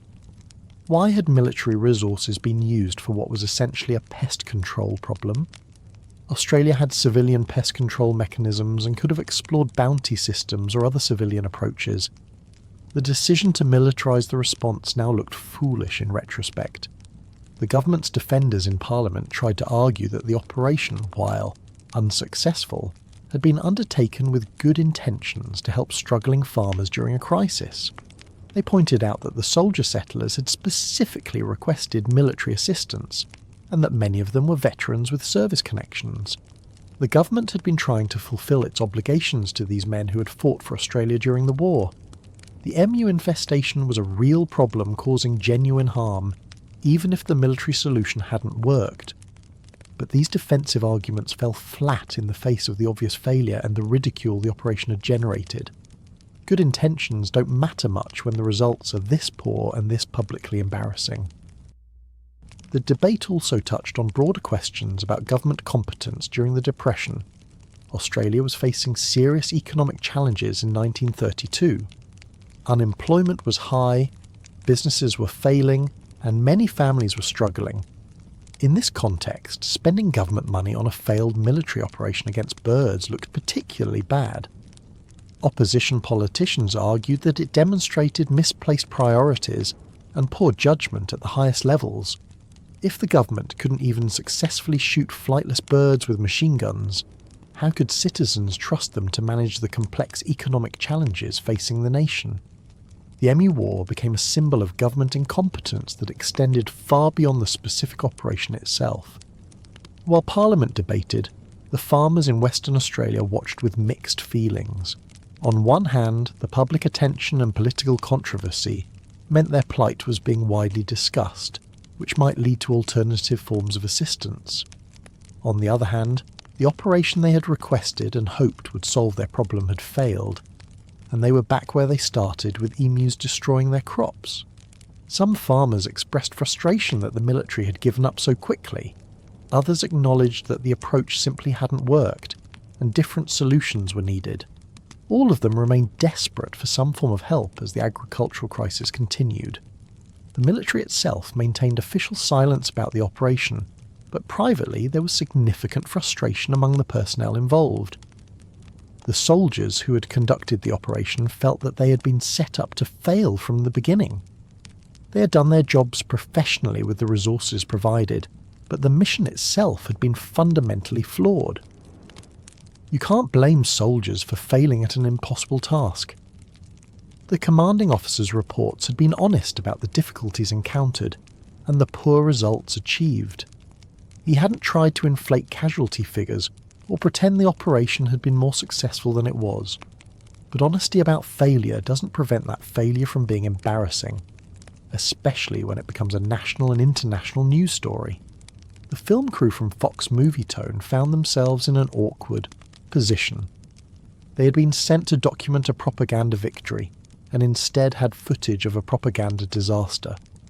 The film they had shot showed machine guns firing repeatedly at fleeing emus with very few visible hits. It showed soldiers looking frustrated and confused. It showed the commanding officer trying to adjust tactics without success. None of this was material that could be edited into a positive newsreel for public consumption. The decision was made not to release the footage publicly. It was filed away in archives where it would remain largely unseen for decades. The government certainly didn't want visual evidence of the failure being shown in cinemas across the country. The propaganda opportunity had become a propaganda liability. International reaction continued to build as the story spread beyond Australia and Britain. American newspapers picked it up as an amusing oddity from the other side of the world. European papers ran it as a light human interest story during otherwise grim Depression-era news cycles. The story had everything that makes news travel well. It was unusual enough to be memorable, simple enough to explain in a few sentences, absurd enough to be entertaining, and verifiable enough that it wasn't just a tall tale. The Australian Emu War became one of those stories that people told each other, that appeared in conversation as an interesting fact, that got repeated and embellished over time. Back in Western Australia, the emus remained blissfully unaware of their victory or their newfound fame. They continued their normal behaviours, migrating through the region, feeding on available crops and reproducing. The population didn't decrease noticeably after the military operation. If anything, the birds seemed to adapt to the presence of humans with guns, becoming more wary and more likely to scatter at the first sign of danger. The failed military operation may have actually made the emus harder to control through any means, as they had been trained by experience to react quickly to threats. The farmers' organisations and local politicians began regrouping to figure out what to do next. The military solution had failed, but the problem remained urgent. Crops were still being destroyed daily. The financial situation for many farming families was becoming critical. Winter was approaching, which would eventually cause the emus to migrate elsewhere as part of their natural seasonal patterns, but that natural relief was still weeks or months away. In the meantime, the damage continued. New approaches needed to be developed, and quickly, before more farms failed entirely and more families faced ruin. Some farmers suggested going back to the bounty system that had existed before the military operation. Under a bounty system, the government would pay a set amount for each emu killed, incentivising hunters and farmers to eliminate birds individually. This approach had worked to some degree in the past, though it was expensive and required verification systems to prevent fraud. Others suggested investing in better fencing that could actually keep emus out of cultivated areas, though the cost of such fencing across thousands of acres was prohibitive for most farmers. Still others argued for different farming practices that might make the land less attractive to emus, though changing agricultural methods in the middle of a season wasn't practical. But there was another development happening behind the scenes that would change the situation dramatically. The public pressure and political attention generated by the failed operation had created an opportunity. The farmers and their representatives began mobilising for a second attempt, arguing that the military shouldn't give up after just 6 days. They claimed that lessons had been learned about emu behaviour and tactics. They argued that with adjustments to approach and longer sustained operations, a second deployment could succeed where the first had failed. They pointed out that the problem was real and urgent regardless of how embarrassing the first attempt had been. And critically, they had the sympathy of many politicians and much of the public who recognised that these struggling farmers deserved help, even if the first solution hadn't worked. The government found itself in a difficult position. On one hand, redeploying military forces after such a public failure seemed like doubling down on a bad decision. It would invite more criticism and mockery. It risked an even worse outcome if the second attempt also failed. On the other hand, completely abandoning the farmers after one failed attempt would be politically costly as well. The soldier settlers had significant public support, and their economic crisis was real. The government had already invested resources in the first operation. Perhaps a second, longer attempt with refined tactics could salvage something from the situation and provide at least some relief to the farmers. The debate within government circles was intense.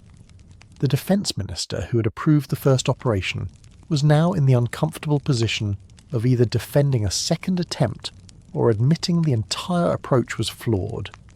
Military advisors were divided, with some arguing that the lessons learned could lead to better results, and others insisting that the fundamental problems couldn't be overcome regardless of tactics.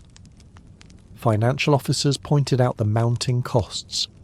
Public relations staff warned about the risk of further embarrassment. But the pressure from farmers and their political supporters continued building. Something had to be done, and no other immediate solutions were being offered that seemed more practical or affordable than trying the military option again with modifications. As November progressed, the government moved toward a decision that would surprise many observers. Despite the failure, despite the mockery, despite all the very good reasons not to, they decided to give the military operation another chance. The soldiers would be redeployed. More time would be allocated for operations. New tactics based on lessons learned would be implemented. The second phase of the Great Emu War was about to begin, and this time the stakes were even higher. If this second attempt failed as badly as the first, the humiliation would be even worse. But if it succeeded, or even showed meaningful improvement, the government could claim vindication, and the farmers might finally get the relief they desperately needed. The decision was made, orders were issued, and the soldiers prepared to return to the field for round 2 against their feathered opponents. The decision to redeploy military forces for a second phase of operations against the EMUs was announced in mid-November 1932, and it was met with mixed reactions across Australia. Many people thought the government was making a mistake by repeating an approach that had already failed so publicly. Opposition politicians criticised the decision as stubbornness and inability to admit error. Newspaper editorials questioned whether throwing more resources at a failed strategy made any sense. Comedians and satirists had fresh material to work with, joking that the emus must be terrified now that the army was coming back for a rematch. But the farmers in Western Australia, the people actually dealing with crop destruction on a daily basis, were cautiously hopeful. They needed help desperately, and a second military operation was at least something rather than nothing. The defence minister defended the decision in the Senate with arguments that attempted to address the criticisms from the first operation's failure. He acknowledged that the initial deployment hadn't achieved the desired results, but argued that valuable lessons had been learned about emu behaviour and effective engagement tactics. He emphasised that the agricultural crisis in Western Australia was real and ongoing, with families facing economic ruin if the emu problem wasn't addressed. He pointed out that the soldier settlers who were suffering these losses were veterans who had served Australia during the Great War and deserved government support. He also made the argument that longer sustained operations with refined approaches could achieve results that the brief first deployment hadn't been able to accomplish. The government was committing to a more substantial effort this time, not just a few days of operations, but potentially weeks of sustained engagement. There were also practical considerations that influenced the decision to try again. The military had already invested resources in the first operation. Equipment had been transported to the region. Soldiers had been trained on the specific challenges of engaging emus. Local coordination with farmers and government officials had been established. Simply abandoning all of that after 6 days seemed wasteful. Additionally, there weren't many other viable options being proposed. Civilian bounty hunting programs would take time to organise and fund. Improved fencing was expensive and couldn't be implemented quickly enough to save the current season's crops. Chemical or poison approaches raised serious concerns about environmental damage and effects on other wildlife and livestock. The military option, for all its flaws, was still one of the few approaches that could be implemented immediately with existing resources. The commanding officer who had led the first operation was ordered back to the field. This must have been a difficult assignment for him personally. He had filed honest reports about the failures and challenges encountered. He knew better than anyone how difficult the emus were to engage effectively. He had experienced the frustration of watching automatic weapons fire missing, fast-moving targets repeatedly. He had dealt with equipment failures like the gun jam that ruined the ambush at the watering hole, and he had suffered the public embarrassment of leading a failed military operation that had become a national joke. Now he was being asked to go back and try again, knowing that if this second attempt also failed, the criticism would be even harsher. But orders are orders in military service, and the team prepared for redeployment. The same three-man core unit would conduct the operations, with the commanding officer and his 2 machine gunners returning to Western Australia. They would again use Lewis guns as their primary weapons, as these were still the most practical automatic weapons available for this type of mobile operation. The ammunition allocation was substantial, though not as generous as the initial 10,000 rounds. The supply would be sufficient for extended operations if used more carefully than in the first phase. Importantly, the mission parameters were different this time.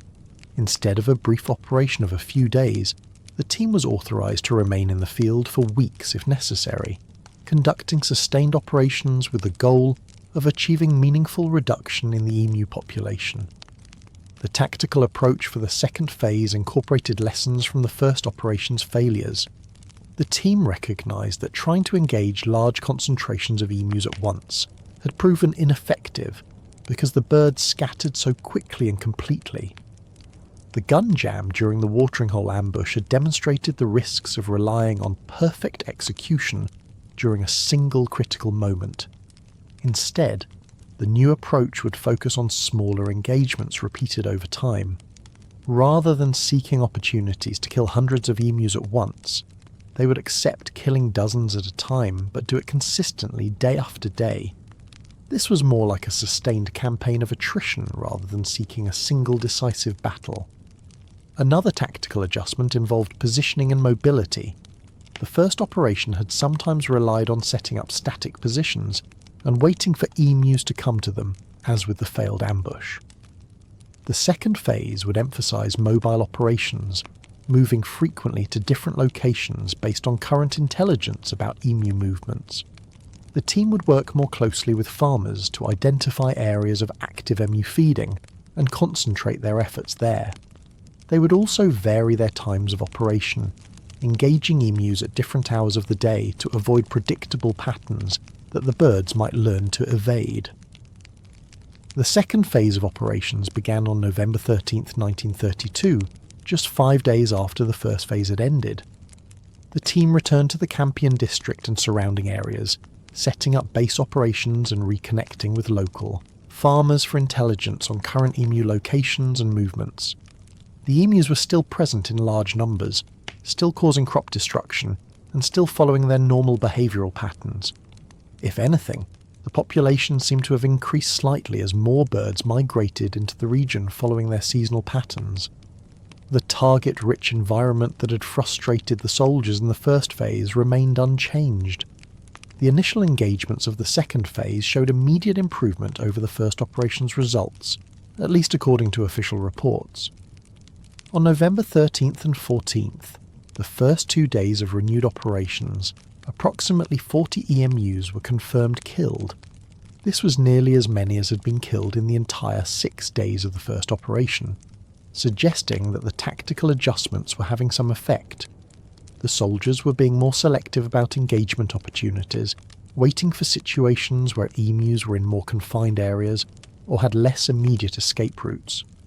They were using shorter bursts of fire aimed at specific targets rather than sustained automatic fire sprayed across groups. The hit rate per round expended was improving, even if it still wasn't anywhere near what would be considered efficient. However, November 15th, the third day of the second phase, proved to be far less successful. The engagement opportunities that day were poor, with emus scattered across wide areas and extremely wary of approaching humans or vehicles. The few attempts to engage resulted in minimal casualties. This pattern would repeat throughout the second phase, with some days showing reasonable results and other days being largely unproductive. The inconsistency was frustrating, but perhaps inevitable given the nature of the target. Emus don't follow predictable schedules or gather in convenient locations on demand. Finding and successfully engaging them required a combination of intelligence, timing, positioning and luck, and some days those factors didn't align favourably. As the operation extended into late November and early December, the soldiers settled into a grinding routine.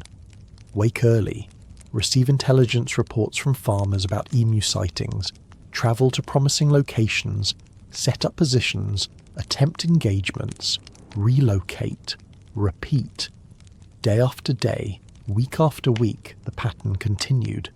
The work was physically demanding, requiring movement across rough terrain in harsh conditions.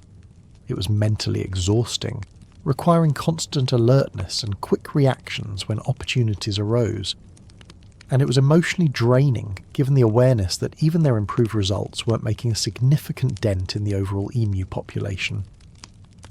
By early December, the official report suggested that the operation was achieving approximately 100 EMU kills per week. This was substantially better than the first phase's results, and represented genuine improvement in effectiveness. The soldiers had learned how to engage emus more successfully. They understood the birds' behaviour better. They had refined their tactics through hard experience. 100 birds per week might not sound impressive, but over multiple weeks it added up to meaningful numbers. The question was whether these results justified the continued expenditure of resources, and whether they were actually helping the farmers whose crops were still being destroyed daily. The operation continued through the first week of December with varying results. Some engagements were successful, with dozens of emus killed in coordinated actions. Other attempts resulted in few or no casualties, as the birds evaded the soldiers once again. The Lewis guns performed mostly reliably during this phase, avoiding the catastrophic jams that had plagued the first operation, though minor mechanical issues still occurred periodically. The ammunition supply was being managed more carefully, with awareness that unlike the first phase, this operation needed to sustain itself over weeks rather than days. Every round counted, and wasteful fire was discouraged in favour of aimed bursts at confirmed targets. On December 10th, 1932, nearly a month after the second phase began, the commanding officer was recalled, and the operation officially ended. The final reports he submitted to his superiors painted a picture of an operation that had achieved modest success but remained far from decisive victory. The official count claimed 986 EMUs confirmed killed during the second phase, with an additional estimated 2,500 wounded, who presumably died later from their injuries. The ammunition expenditure was reported as 9,160 rounds used, which the commanding officer calculated as exactly 10 rounds per confirmed kill. On paper, these statistics looked far more respectable than the first phase's dismal results. However, there were immediate questions and scepticism about these numbers from multiple sources. Observers who had witnessed some of the engagements doubted that the casualty figures were as high as officially reported. The claim of 2,500 additional wounded emus dying later was particularly questionable because there was no practical way to verify such a number. Emus that were wounded but mobile could travel considerable distances before dying, making it impossible to accurately count delayed casualties. Some critics suggested that the numbers had been inflated to justify the operation's continuation and cost. Others argued that even if the numbers were accurate, they still represented failure given the resources expended and the minimal impact on the overall emu population. The farmers' response to the second operation was mixed and complicated. Some expressed gratitude that the government had made a sustained effort to help them, even if the results were incomplete. They noted that any reduction in the emu population provided at least some relief from crop destruction. Others were frustrated that despite weeks of military operations, emus were still present in large numbers and still causing damage. The birds hadn't been eliminated or even significantly reduced as a threat. The fundamental problem remained unsolved. A few farmers were openly critical, suggesting that the entire approach had been flawed from the beginning, and that the resources spent on military operations could have been better used providing direct financial assistance or supporting fence construction. The broader public reaction to the second phase was less intense than the response to the first operation's failure, partly because media attention had moved on to other stories. The initial novelty and absurdity of an Emu War had worn off somewhat. Newspapers still covered the operation, but with less prominent placement and less satirical commentary. The story had become more routine. That said, the final result still generated considerable discussion and analysis. The improved casualty figures were noted, and some commentators acknowledged that the military had performed better in the second phase. But the overall assessment remained that the operation had failed to achieve its primary objective of protecting the wheat crop from emu damage. The cost analysis of the entire Emu War, both phases combined, made for uncomfortable reading in government offices. When you tallied up the soldier deployment costs, ammunition expenditure, equipment wear and maintenance, administrative overhead, transportation, and all other associated expenses, the total was substantial. The exact figures were debated and various sources provided different calculations, but there was consensus that the cost per emu killed was extraordinarily high. Even accepting the most generous official estimates of approximately 1,000 birds killed total across both phases, the operation had been economically inefficient compared to almost any alternative approach. The government had spent a significant amount of money to make a minimal dent in a population of 20,000 emus. The military's internal assessment of the operation was pragmatic and focused on tactical lessons learned rather than assigning blame. The after-action analysis acknowledged that the mission had been inherently difficult given the nature of the target. Emus possessed speed, agility, and evasive instincts that made them remarkably difficult to engage effectively with the weapons and tactics available. Machine guns were designed for sustained fire against stationary or slow-moving targets, not highly mobile individual animals that scattered instantly when threatened. The soldiers had performed professionally and had improved their effectiveness significantly between the first and second phases, but the fundamental mismatch between mission and capabilities remained problematic. One of the key conclusions from the military analysis was that wildlife management requires fundamentally different approaches than combat operations against human enemies. Animals don't behave like soldiers, they don't hold positions, maintain formations, or follow predictable tactics. Their instinctive responses to threat are often more effective at survival than trained military responses, because they've been refined by millions of years of evolution. Trying to apply military solutions to wildlife problems is a category error that stems from misunderstanding the nature of the challenge. This lesson would influence how the military responded to future requests for assistance with pest or wildlife issues. The environmental and ecological questions raised by the operation also deserve consideration, though they received less attention at the time than they might today. Attempting to kill thousands of emus raised questions about the appropriate relationship between humans and native wildlife. The birds were behaving naturally, following migration patterns and feeding behaviours that had existed for millennia. The conflict arose because humans had altered the landscape by clearing land and planting crops, creating an artificial food source that attracted the birds. From one perspective, the emus were just adapting to changed conditions, while humans were trying to violently enforce their claim to land that had historically been emu habitat. These weren't questions that 1932 Australia spent much time debating, but they underlay the entire situation. As December progressed and the soldiers departed from Western Australia, attention turned to what would happen next. The military operations were over. The emus remained. The farmers still needed solutions to protect their crops. The government still had obligations to the soldier settlers who had been promised support. Alternative approaches needed to be developed and implemented. The bounty system that had existed before the military operations was reconsidered and eventually reinstated. Under this system, the government would pay a set amount for each emu killed, with verification required to prevent fraud. Farmers and civilian hunters would be incentivized to eliminate emus individually over time. Interestingly, the bounty system proved far more effective than the military operations had been, at least in terms of raw numbers killed. During a 6-month period in 1934, Western Australian settlers killed over 57,000 emus and claimed bounties for them. This number far exceeded anything the military had achieved or could have achieved with any reasonable deployment.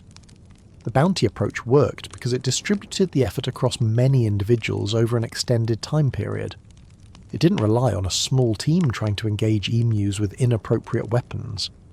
It incentivized farmers to shoot emus opportunistically whenever they encountered them, rather than conducting dedicated military-style operations. The economic efficiency was also better, as the government only paid for confirmed results rather than funding entire military deployments. The fencing solution also received renewed attention and investment over the following years. Barrier fences specifically designed to keep emus out of agricultural areas were constructed in strategic locations. These fences required maintenance to remain effective, as emus and other animals would damage them over time. But properly constructed and maintained emu-proof fencing could actually prevent birds from accessing crops, which was more effective than trying to kill them after they had already entered farming areas. The combination of bounties and fencing gradually brought the emu problem under control more effectively than military force ever could.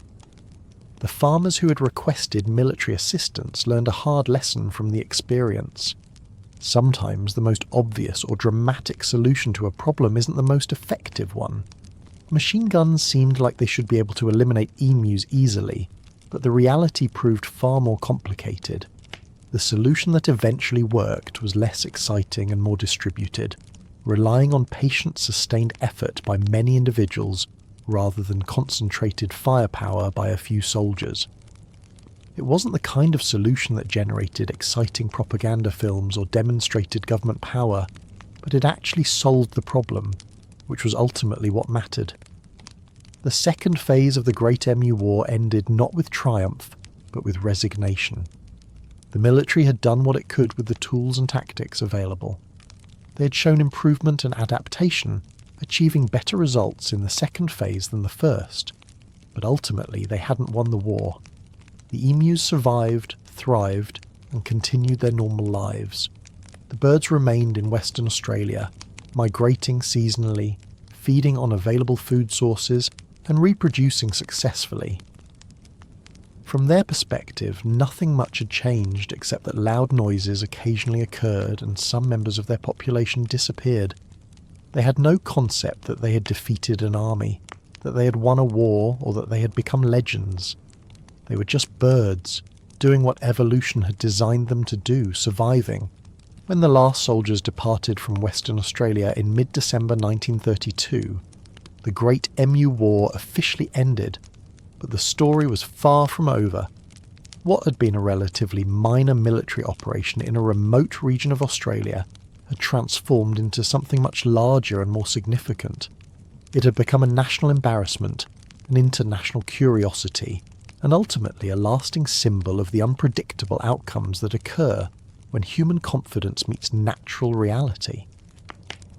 The immediate practical question of crop protection still needed to be addressed, but the broader implications of what had happened would resonate for decades and continue to fascinate people around the world nearly a century later.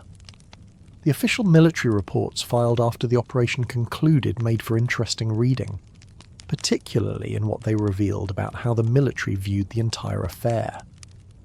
The commanding officer's final assessment was professional and straightforward, avoiding both exaggeration of success and excessive defensiveness about failure. He reported the casualty figures he believed to be accurate, acknowledged the challenges encountered, and noted the improvements achieved between the first and second phases of operations. His tone suggested a soldier who had completed a difficult mission to the best of his ability, but recognised that the overall outcome had fallen short of objectives. There was no attempt to claim victory or spin the results as anything other than what they were, a well-intentioned operation that had achieved limited success against an unexpectedly difficult opponent. The military's institutional response to the Emu War was more significant than just one officer's report. The operation became a case study within Australian military circles about the appropriate use of military resources and the importance of understanding your opponent before engaging. Training materials and strategic discussions in subsequent years would occasionally reference the Emu War as an example of mission failure despite competent execution. The lesson wasn't that the soldiers had performed poorly. They had done their jobs professionally with the weapons and tactics they knew. The lesson was that some problems aren't suitable for military solutions, and recognising this before committing resources is crucial. Not every challenge should be met with firepower. The political aftermath of the Emu War was complicated and multi-layered. The government officials who had approved the operation faced criticism from opposition politicians and from some members of the public, but the consequences weren't as severe as might have been expected. This was partly because the soldier-settler crisis was real and widely recognised. Even critics who mocked the military approach acknowledged that something needed to be done to help the farmers.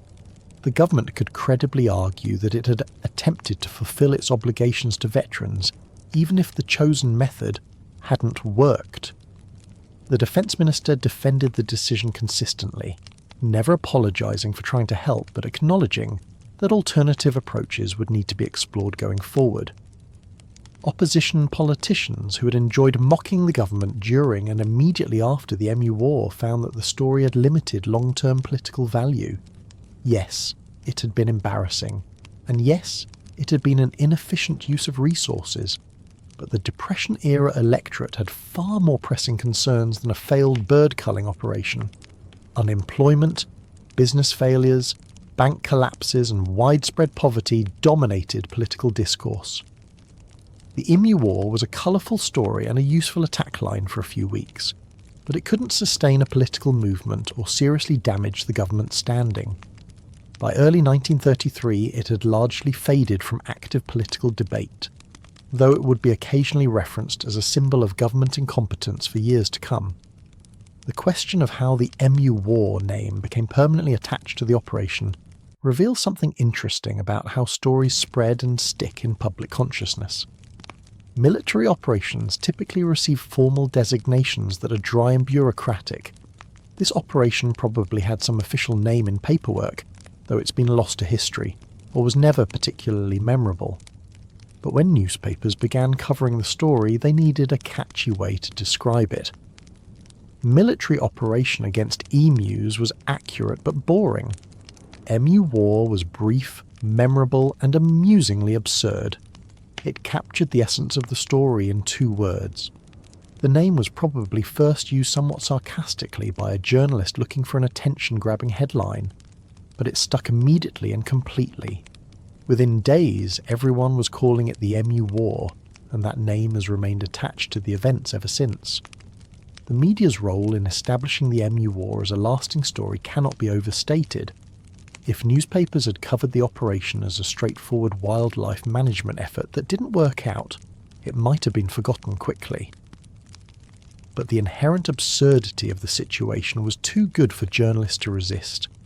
Every article that described machine guns versus birds, every headline that emphasised the military defeat, every editorial cartoon showing triumphant emus, reinforced the narrative that something remarkable and ridiculous had occurred. The story had all the elements that make news memorable and shareable. It was true but seemed unbelievable. It involved authority figures being defeated by unlikely opponents. It had clear heroes and villains depending on your perspective. And it was fundamentally funny in a way that transcended the serious agricultural issues underlying it. International coverage of the Emu War continued sporadically for months after the operations ended, whenever publications needed a light human interest story, or an example of unusual news from around the world. The story appeared in newspapers across Europe, North America, and other British Commonwealth nations. It was translated into multiple languages and adapted for different audiences. In each retelling, certain details might be emphasised or downplayed depending on the publication's angle, but the core narrative remained consistent. Australia's military had fought birds and lost. Some international coverage was sympathetic, acknowledging the real agricultural crisis that had prompted the unusual response. Other coverage was purely entertainment-focused, treating the story as an amusing curiosity without deeper context. The cost analysis of the Emu War became a subject of considerable discussion in the months following the operation's conclusion. Calculating the exact total cost was complicated, because different accounting methods could include or exclude various factors. At minimum, you had the direct costs, soldier salaries for the deployment period, ammunition expenditure, equipment wear and maintenance, transportation costs, and administrative overhead. These alone totalled a substantial sum. If you wanted to be more comprehensive, you could include opportunity costs such as what those soldiers could have been doing instead, or reputation damage costs, which are harder to quantify but real nonetheless. Different analysts produced different figures, but everyone agreed that the cost per emu killed was extraordinarily high compared to any alternative approach. When you calculated the cost per bird killed, even using the most generous official estimates of approximately 1,000 EMUs killed total across both phases, the numbers were damning. Some calculations suggested that the government could have simply purchased the farmer's entire wheat crop at market prices for less than the Emu War cost. Others pointed out that the money spent on the military operation could have funded extensive fencing construction that would have provided long-term protection rather than just temporary reduction in emu numbers. The bounty system that was reinstated after the military operations ended proved dramatically more cost-effective, as the government only paid for confirmed results rather than funding entire deployments regardless of outcome. The question of why the government rejected subsequent requests for military involvement in emu control is directly answered by the Great Emu War's outcome. Farmers made renewed requests for military assistance in 1934, 1943 and 1948, each time arguing that the EMU problem had returned and that military resources were needed to address it. Each time the government said no. The decision wasn't just about cost, though, that was certainly a factor. It was about having learned that military force wasn't an effective solution to this particular problem. The government had tried the military approach twice with poor results. There was no reason to believe a third or fourth attempt would be any different. The farmers were directed instead toward bounty programs, fencing initiatives and other civilian wildlife management approaches that, while less dramatic, were actually more effective. One particularly interesting episode occurred in 1950, nearly 2 decades after the original Emu War, when the issue received renewed attention in federal parliament. A politician representing Western Australia raised concerns about emu populations affecting agriculture and asked the Army Minister to release ammunition from military stocks for use by farmers in pest control. The request was approved, and 500,000 rounds of ammunition were allocated for civilian use. This represented a different approach. Instead of deploying soldiers to shoot emus, provide resources for farmers to do it themselves. It was essentially a formalised version of the bounty system, acknowledging that distributed effort by many individuals was more effective than concentrated effort by a small military unit. The soldiers who participated in the Emu War largely faded back into anonymity after the operation ended. The commanding officer continued his military career, and the enlisted soldiers returned to their regular duties. None of them became famous or infamous for their role in the operation. In later years, when the story resurfaced in public discourse, their names would occasionally be mentioned in historical accounts, but they were generally treated sympathetically by historians and the public. The consensus view was that they had been professional soldiers given an impossible task, not incompetent fighters who had failed at something easy. The real criticism was directed at the decision to use military force in the first place, not at the soldiers who had done their best under difficult circumstances. The propaganda film that was never released became something of a mystery in later decades. People knew that a cinematographer had been assigned to document the operation, and they knew that the footage existed somewhere. But it was never shown publicly during the 1930s because the results were too embarrassing for the government. Over the years, archival researchers and historians tried to locate the original film reels to see what had actually been captured on camera. Some footage apparently survived in military archives, though it's unclear whether complete documentation of the operation still exists, or whether much of it was lost or destroyed. The few images that have surfaced over the years show soldiers with machine guns in position, emus in the distance, and the harsh landscape of the Western Australian outback. They're historically interesting but not particularly dramatic, lacking the exciting action that the government had hoped to showcase. International mockery of Australia's defeat to emus persisted in subtle ways for many years after the event. The story became one of those things that people knew about Australia, a piece of trivia shared in conversations about unusual historical events. For Australians, particularly those involved with military or government service, the Emu War represented a minor but persistent embarrassment. It wasn't a serious stain on the nation's reputation, but it was an odd story that reinforced stereotypes about Australia being a strange place with unusual wildlife.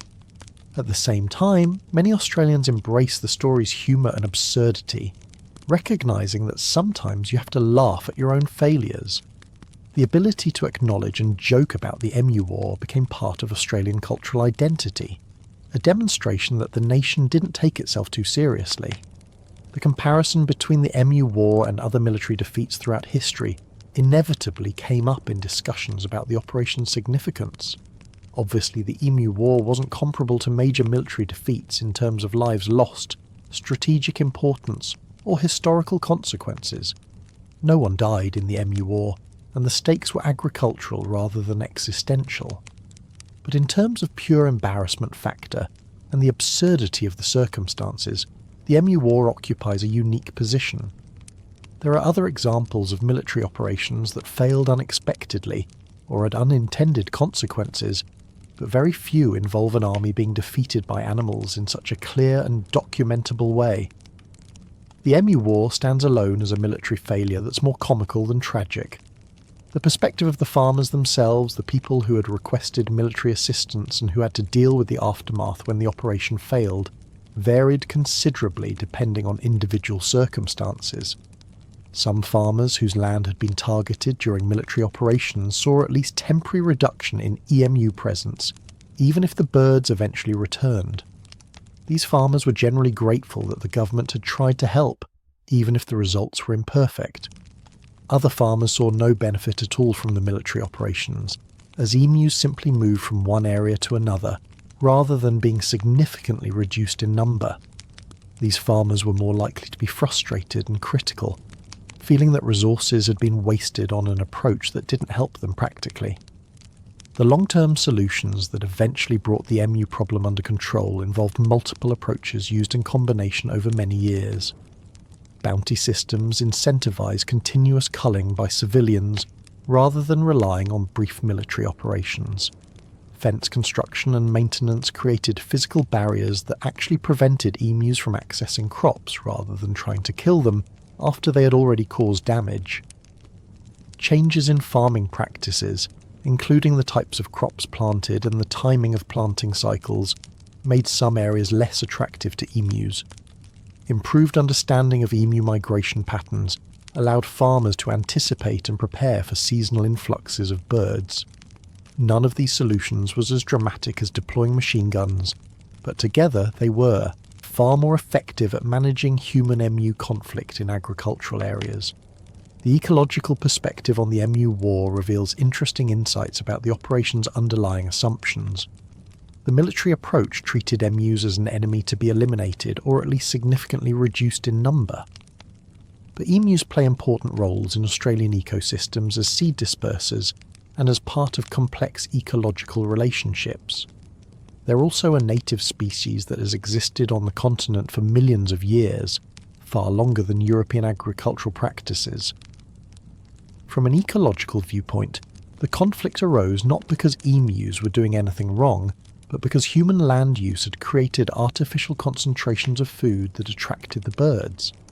The solution wasn't to eliminate the emus, but to manage the interface between human agriculture and native wildlife more intelligently.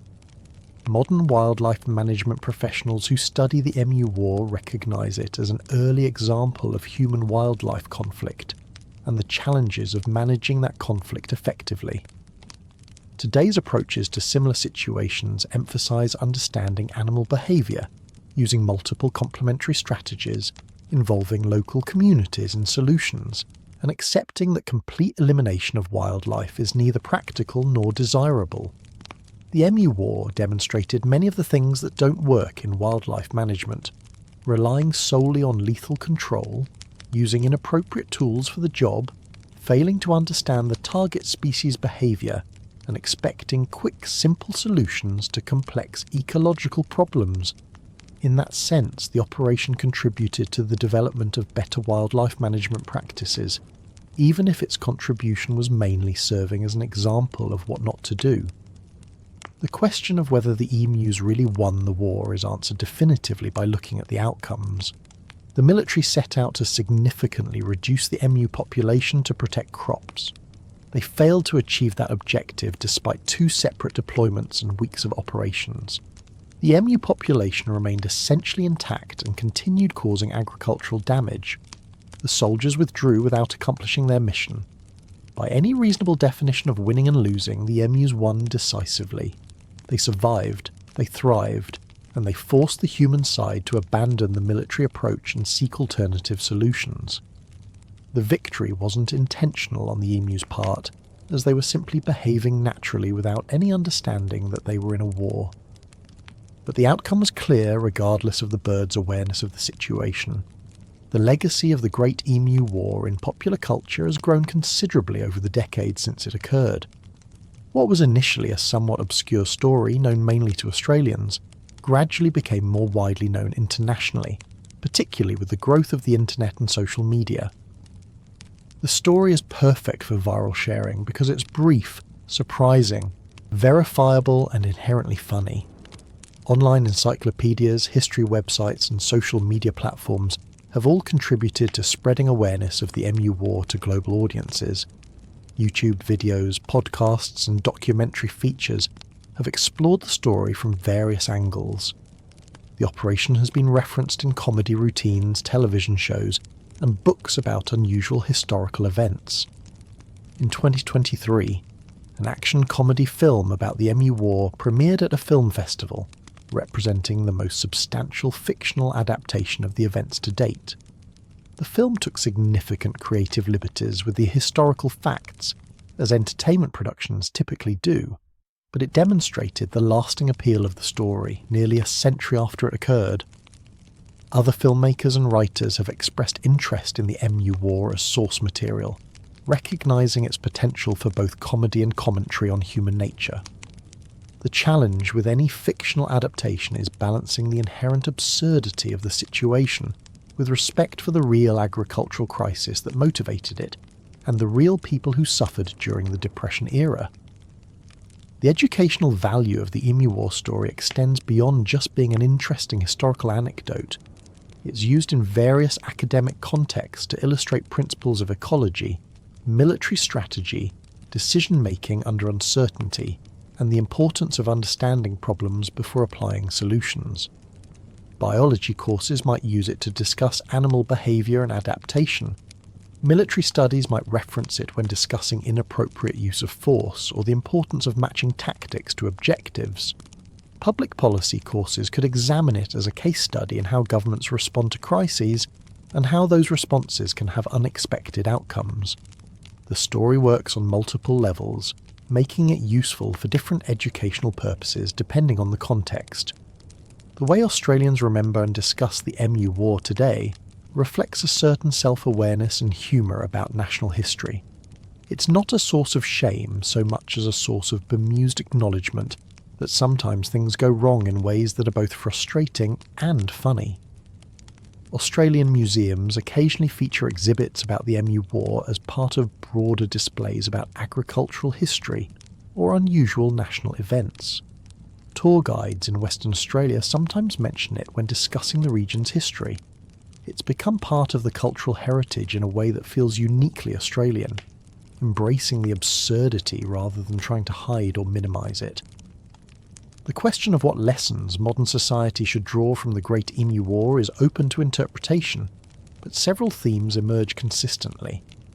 First, there's the lesson about hubris and the danger of overconfidence. The military and government officials who approved the operation were confident that superior technology and firepower would easily overcome birds. They underestimated their opponent and overestimated their capabilities, leading to failure despite having advantages that should have been decisive. This pattern repeats throughout history in various contexts, from military conflicts to business ventures to personal decisions. Confidence is valuable, but it must be grounded in realistic assessment of challenges and capabilities. Second, there's the lesson about matching solutions to problems. Military force is an appropriate solution to certain types of problems, but not to all problems.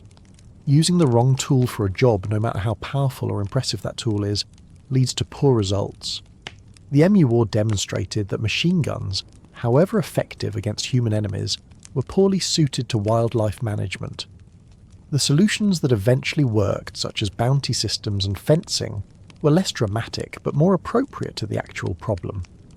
In modern contexts, this lesson applies to everything from technology adoption to policy implementation. The most impressive or powerful solution isn't necessarily the right solution. Third, there's the lesson about understanding your opponent or your challenge before engaging with it. The military planners who designed the Emu War operations didn't adequately study emu behaviour or understand what made the birds difficult to hunt. They relied on assumptions and general principles rather than specific knowledge. If they had consulted with experienced emu hunters or wildlife experts before deploying, they might have realised that the approach was unlikely to succeed. In any challenging situation, whether it's business competition, scientific research, or personal goals, taking time to truly understand what you're facing dramatically improves your chances of success. Fourth, there's the lesson about nature and adaptation. Emus had evolved over millions of years to evade predators, developing speed, agility, and evasive behaviours that served them well against human hunters with modern weapons. Evolution doesn't care about technology. Natural selection had already equipped emus with survival tools that proved more effective than military planning. This reminds us that natural systems are often more complex and resilient than we give them credit for. Attempting to dominate nature through force alone rarely works as well as we expect. Understanding and working with natural systems is generally more effective than fighting against them. The final verdict on whether the emus won the Great Emu War is unambiguous when you look at the facts objectively. The military was deployed with the mission of significantly reducing the emu population to protect agricultural crops. They were given substantial resources including automatic weapons and thousands of rounds of ammunition. They conducted operations over multiple weeks across 2 separate deployments. Despite all of this, the emu population remained essentially unchanged. The birds continued their normal behaviours, continued destroying crops, and continued thriving in Western Australia. The military withdrew without accomplishing their objective. The government abandoned the military approach and turned to alternative solutions. By every measure that matters, the emus won decisively and completely. But the emus won without knowing they were in a war, without planning for victory, without any conscious effort beyond simply doing what emus naturally do, running fast, scattering when threatened, and surviving. They won through millions of years of evolutionary adaptation that had equipped them to evade predators. They won because they were in their native environment dealing with a situation similar to ones their ancestors had faced countless times. They won because they were the right organism in the right place with the right adaptations. The humans lost despite their intelligence, technology and resources because they had approached the situation with the wrong assumptions, wrong tools and wrong expectations. It's a strange kind of victory for the emus, but a victory nonetheless. The Great Emu War stands as a unique moment in military history and a fascinating case study in human-wildlife conflict. It's simultaneously a comedy of errors, a tale of governmental overreach, a story about Depression-era struggles, and a demonstration of nature's resilience. Nearly a century after it occurred, the story continues to fascinate people around the world, generating discussions, entertainment, and lessons. The birds that won this war had no idea they had become legends. They simply kept living their lives in the Australian outback, eating plants, running from threats, and reproducing. They were doing what emus had done for millions of years before humans arrived in Australia, and what they'll likely continue doing for millions of years after. In the end, that persistence and adaptation proved more powerful than any army, and that's why the story of their unlikely victory continues to resonate today.